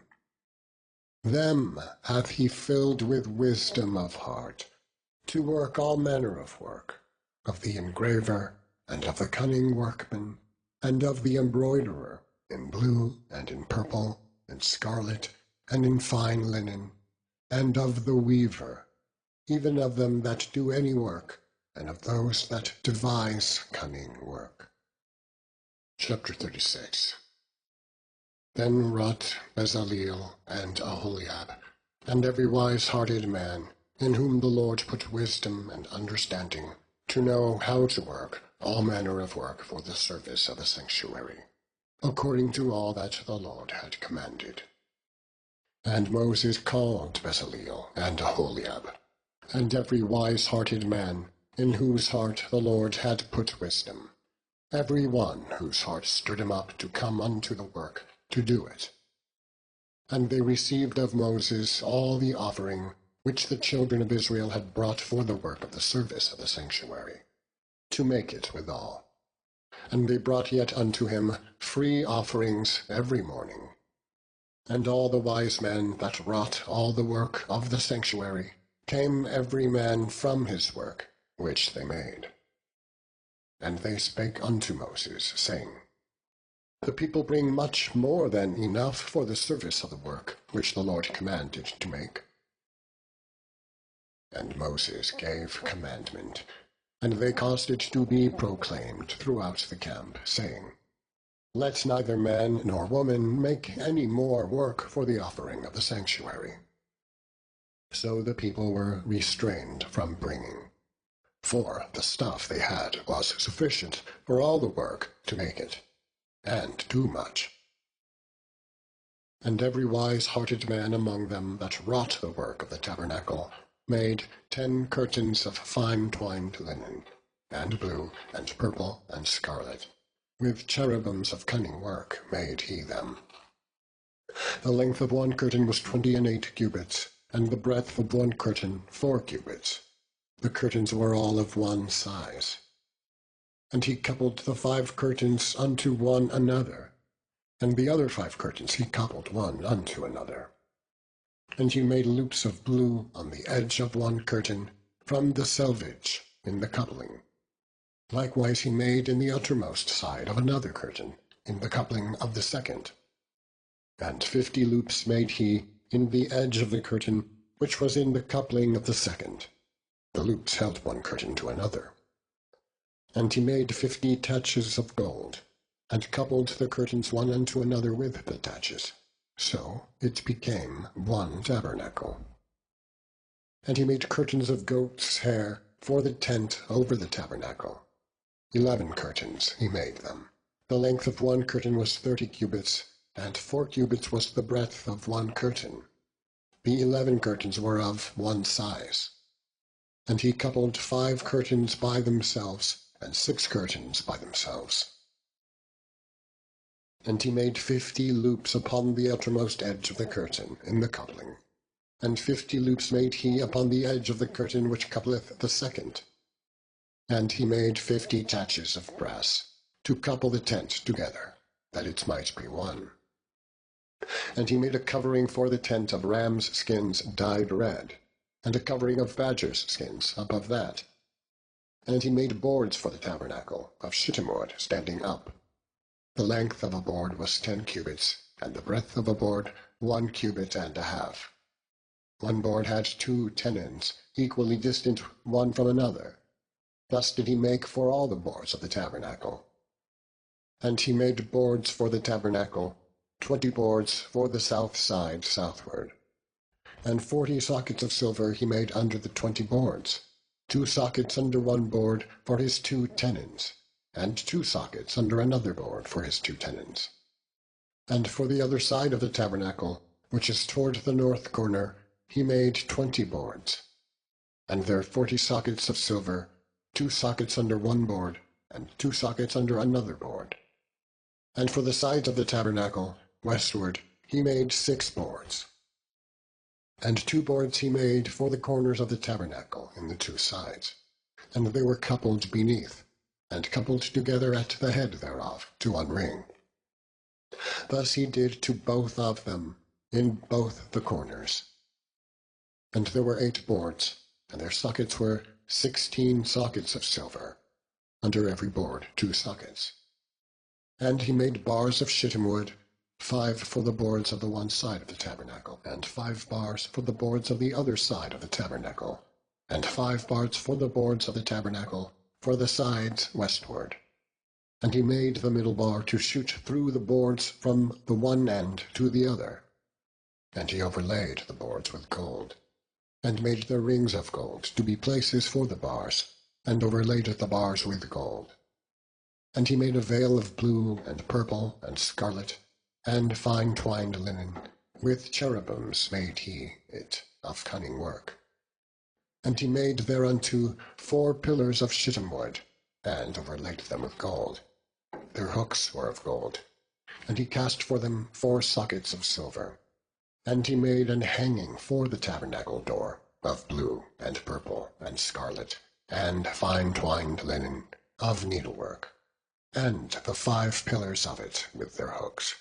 And he overlaid their chapiters and their fillets with gold, but their 5 sockets were made of brass. Chapter 37. And Bezaleel made the ark of shittim wood. 2 cubits and a half was the length of it, and 1 cubit and a half the breadth of it, and 1 cubit and a half the height of it. And he overlaid it with pure gold, within and without, and made a crown of gold to it round about.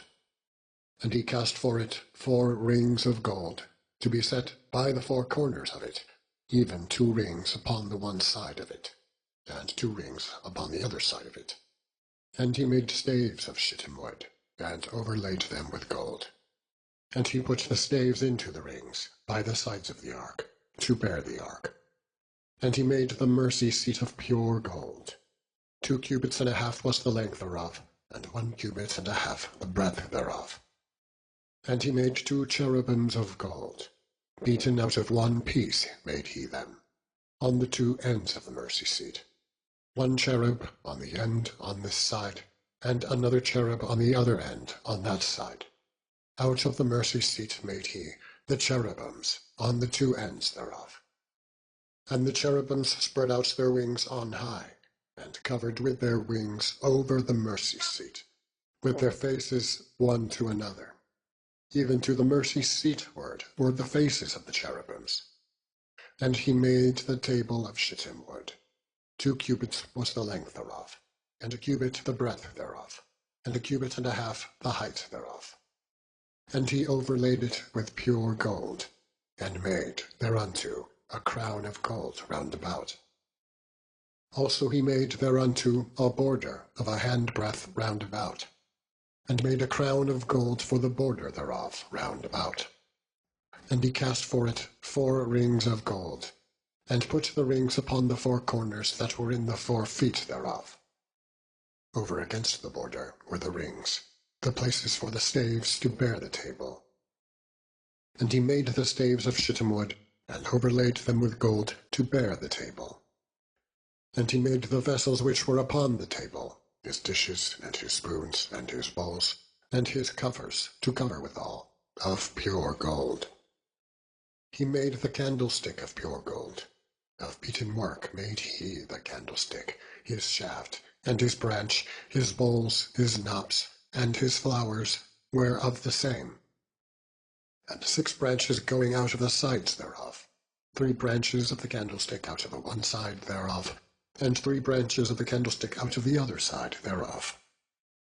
3 bowls made after the fashion of almonds in one branch, a knop and a flower, and 3 bowls made like almonds in another branch, a knop and a flower. So throughout the 6 branches going out of the candlestick. And in the candlestick were 4 bowls made like almonds, his knops and his flowers, and a knop under 2 branches of the same, and a knop under 2 branches of the same, and a knop under 2 branches of the same, according to the 6 branches going out of it. Their knops and their branches were of the same. All of it was one beaten work of pure gold. And he made his 7 lamps, and his snuffers, and his snuff dishes of pure gold. Of a talent of pure gold made he it, and all the vessels thereof. And he made the incense altar of shittim wood. The length of it was 1 cubit, and the breadth of it 1 cubit. It was 4 square, and 2 cubits was the height of it. The horns thereof were of the same. And he overlaid it with pure gold, both the top of it, and the sides thereof round about, and the horns of it. Also he made unto it a crown of gold round about. And he made 2 rings of gold for it under the crown thereof, by the 2 corners of it, upon the 2 sides thereof, to be places for the staves to bear it withal. And he made the staves of shittim wood, and overlaid them with gold. And he made the holy anointing oil, and the pure incense of sweet spices, according to the work of the apothecary. Chapter 38.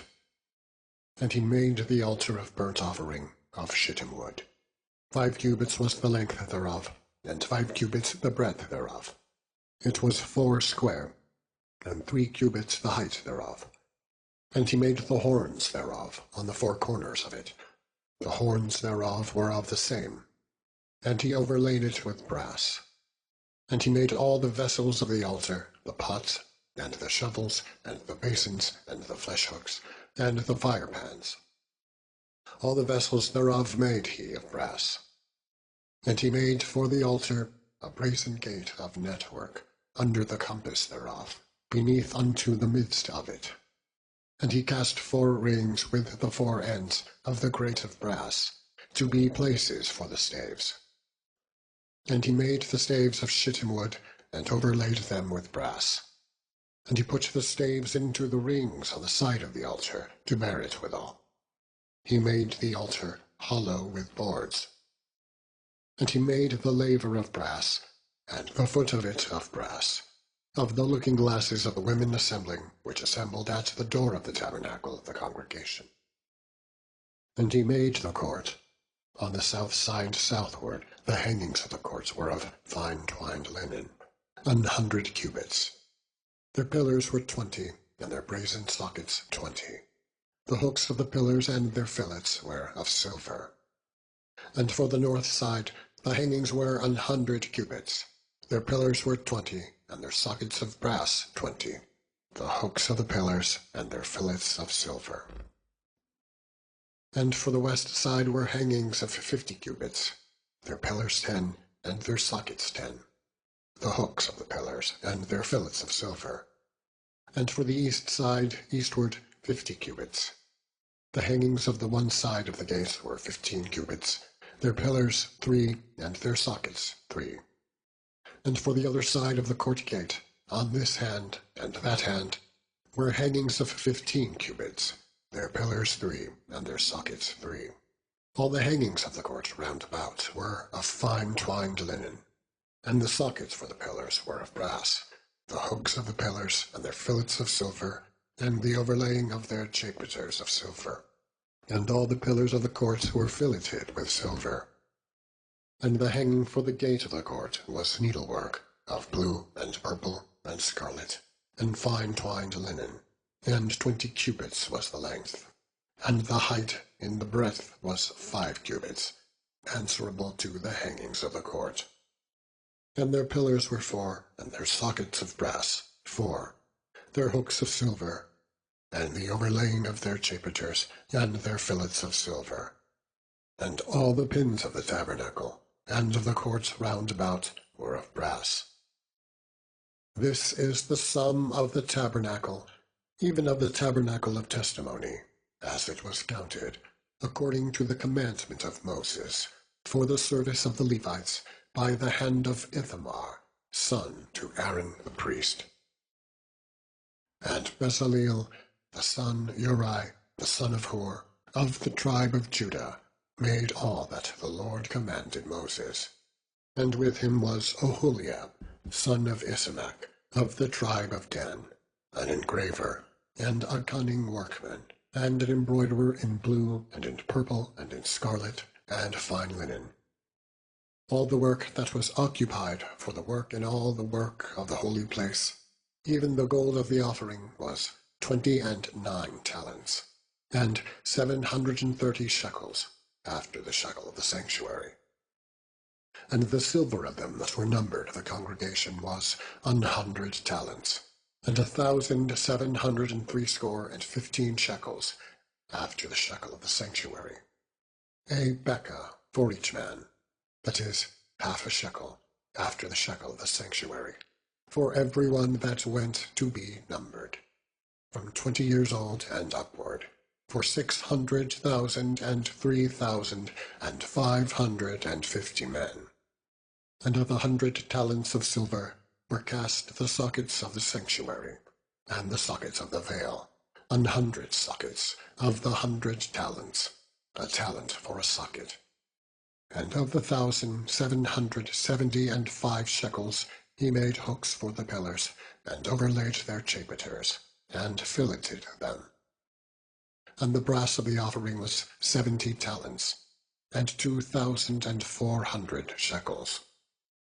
And therewith he made the sockets to the door of the tabernacle of the congregation, and the brazen altar, and the brazen grate for it, and all the vessels of the altar, and the sockets of the court round about, and the sockets of the court gate, and all the pins of the tabernacle, and all the pins of the court round about. Chapter 38. And of the blue and purple and scarlet they made cloths of service, to do service in the holy place, and made the holy garments for Aaron, as the Lord commanded Moses. And he made the ephod of gold, blue, and purple, and scarlet, and fine twined linen. And they did beat the gold into thin plates, and cut it into wires, to work it in the blue, and in the purple, and in the scarlet, and in the fine linen, with cunning work. They made shoulder pieces for it, to couple it together. By the two edges was it coupled together. And the curious girdle of his ephod that was upon it was of the same, according to the work thereof, of gold, blue, and purple, and scarlet, and fine twined linen, as the Lord commanded Moses. And they wrought onyx stones, enclosed in pouches of gold, graven, as signets are graven, with the names of the children of Israel. And he put them on the shoulders of the ephod, that they should be stones for a memorial to the children of Israel, as the Lord commanded Moses. And he made the breastplate of cunning work, like the work of the ephod, of gold, blue, and purple, and scarlet, and fine twined linen. It was 4 square. They made the breastplate double. A span was the length thereof, and a span the breadth thereof, being doubled. And they set in it 4 rows of stones. The first row was a sardius, a topaz, and a carbuncle. This was the first row. And the second row, an emerald, a sapphire, and a diamond. And the third row, a ligure, an agate, and an amethyst.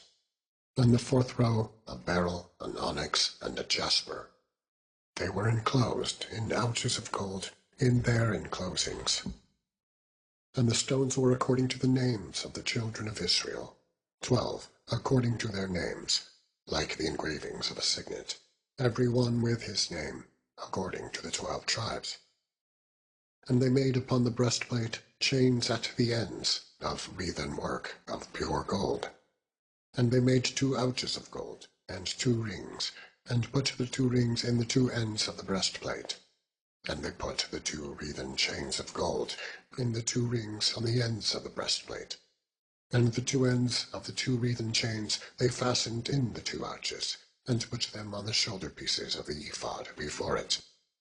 And they made 2 rings of gold, and put them on the 2 ends of the breastplate, upon the border of it, which was on the side of the ephod inward.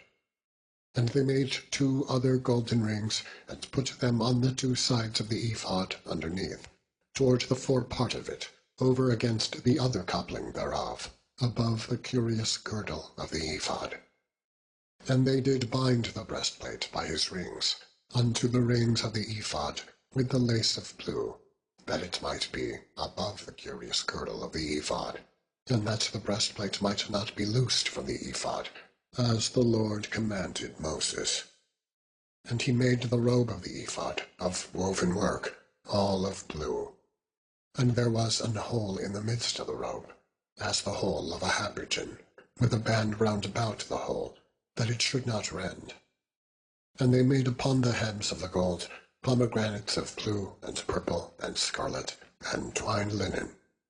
And they made bells of pure gold, and put the bells between the pomegranates upon the hem of the robe, round about between the pomegranates, a bell and a pomegranate, a bell and a pomegranate, round the hem of the robe to minister in, as the Lord commanded Moses.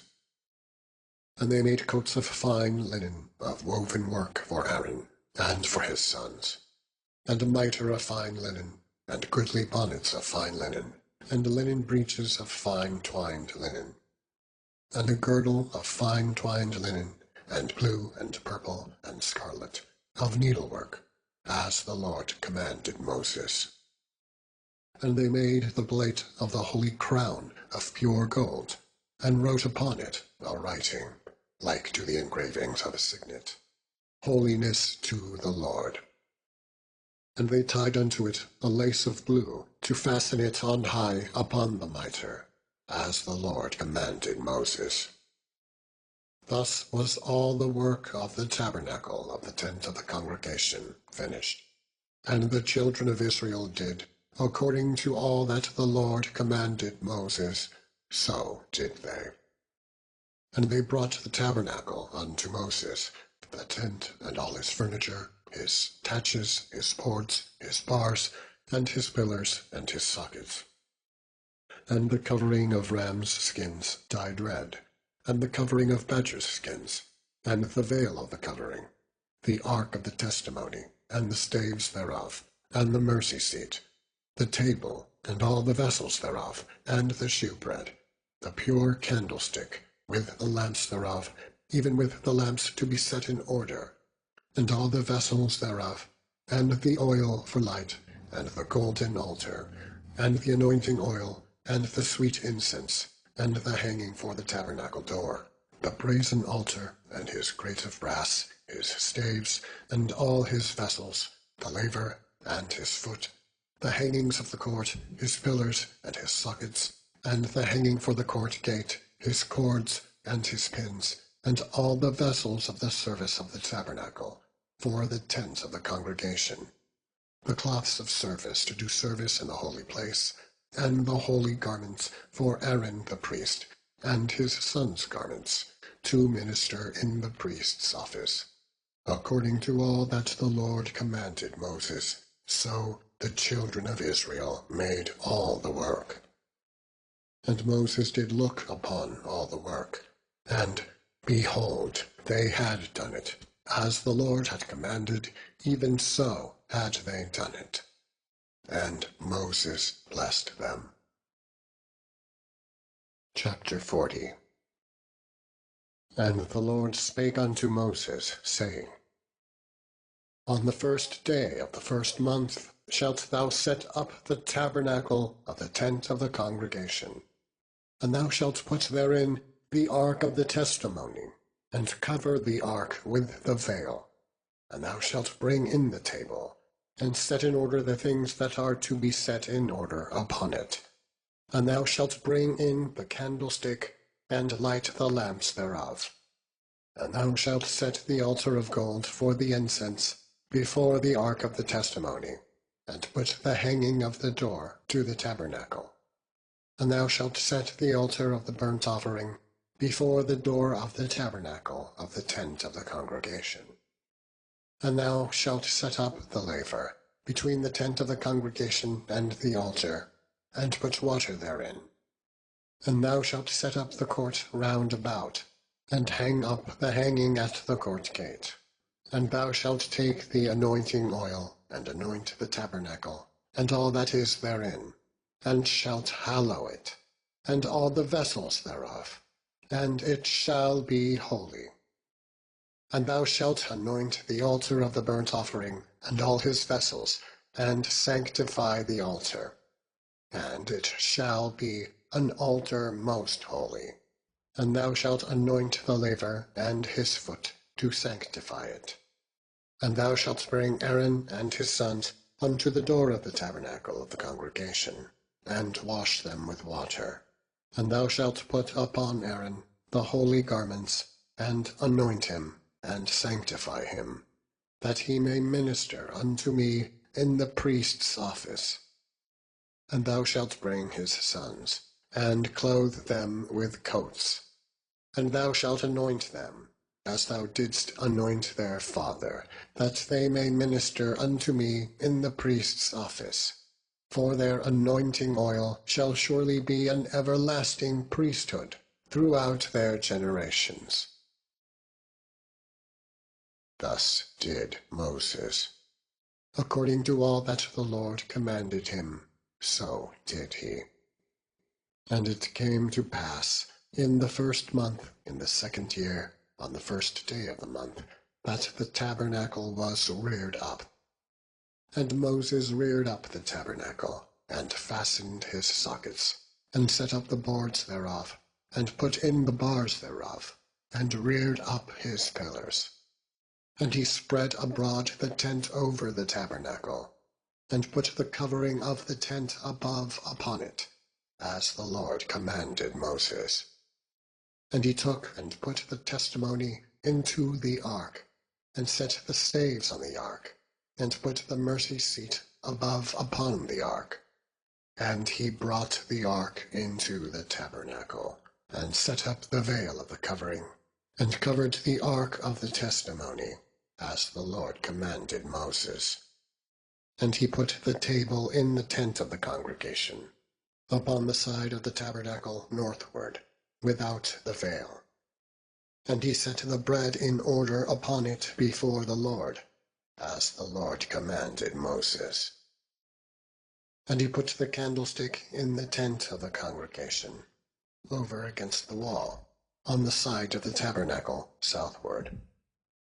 And he lighted the lamps before the Lord, as the Lord commanded Moses. And he put the golden altar in the tent of the congregation, before the veil. And he burnt sweet incense thereon, as the Lord commanded Moses. And he set up the hanging at the door of the tabernacle.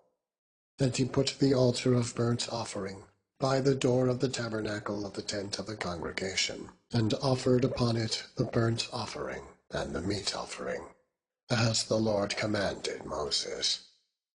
And he set the laver between the tent of the congregation and the altar, and put water there to wash withal. And Moses and Aaron and his sons washed their hands and their feet thereat, when they went into the tent of the congregation, and when they came near unto the altar, they washed, as the Lord commanded Moses. And he reared up the court round about the tabernacle and the altar, and set up the hanging of the court gate. So Moses finished the work. Then a cloud covered the tent of the congregation, and the glory of the Lord filled the tabernacle. And Moses was not able to enter into the tent of the congregation, because the cloud abode thereon, and the glory of the Lord filled the tabernacle. And when the cloud was taken up from over the tabernacle, the children of Israel went onward in all their journeys. But if the cloud were not taken up, then they journeyed not till the day that it was taken up. For the cloud of the Lord was upon the tabernacle by day, and fire was on it by night, in the sight of all the house of Israel, throughout all their journeys. End of section 9.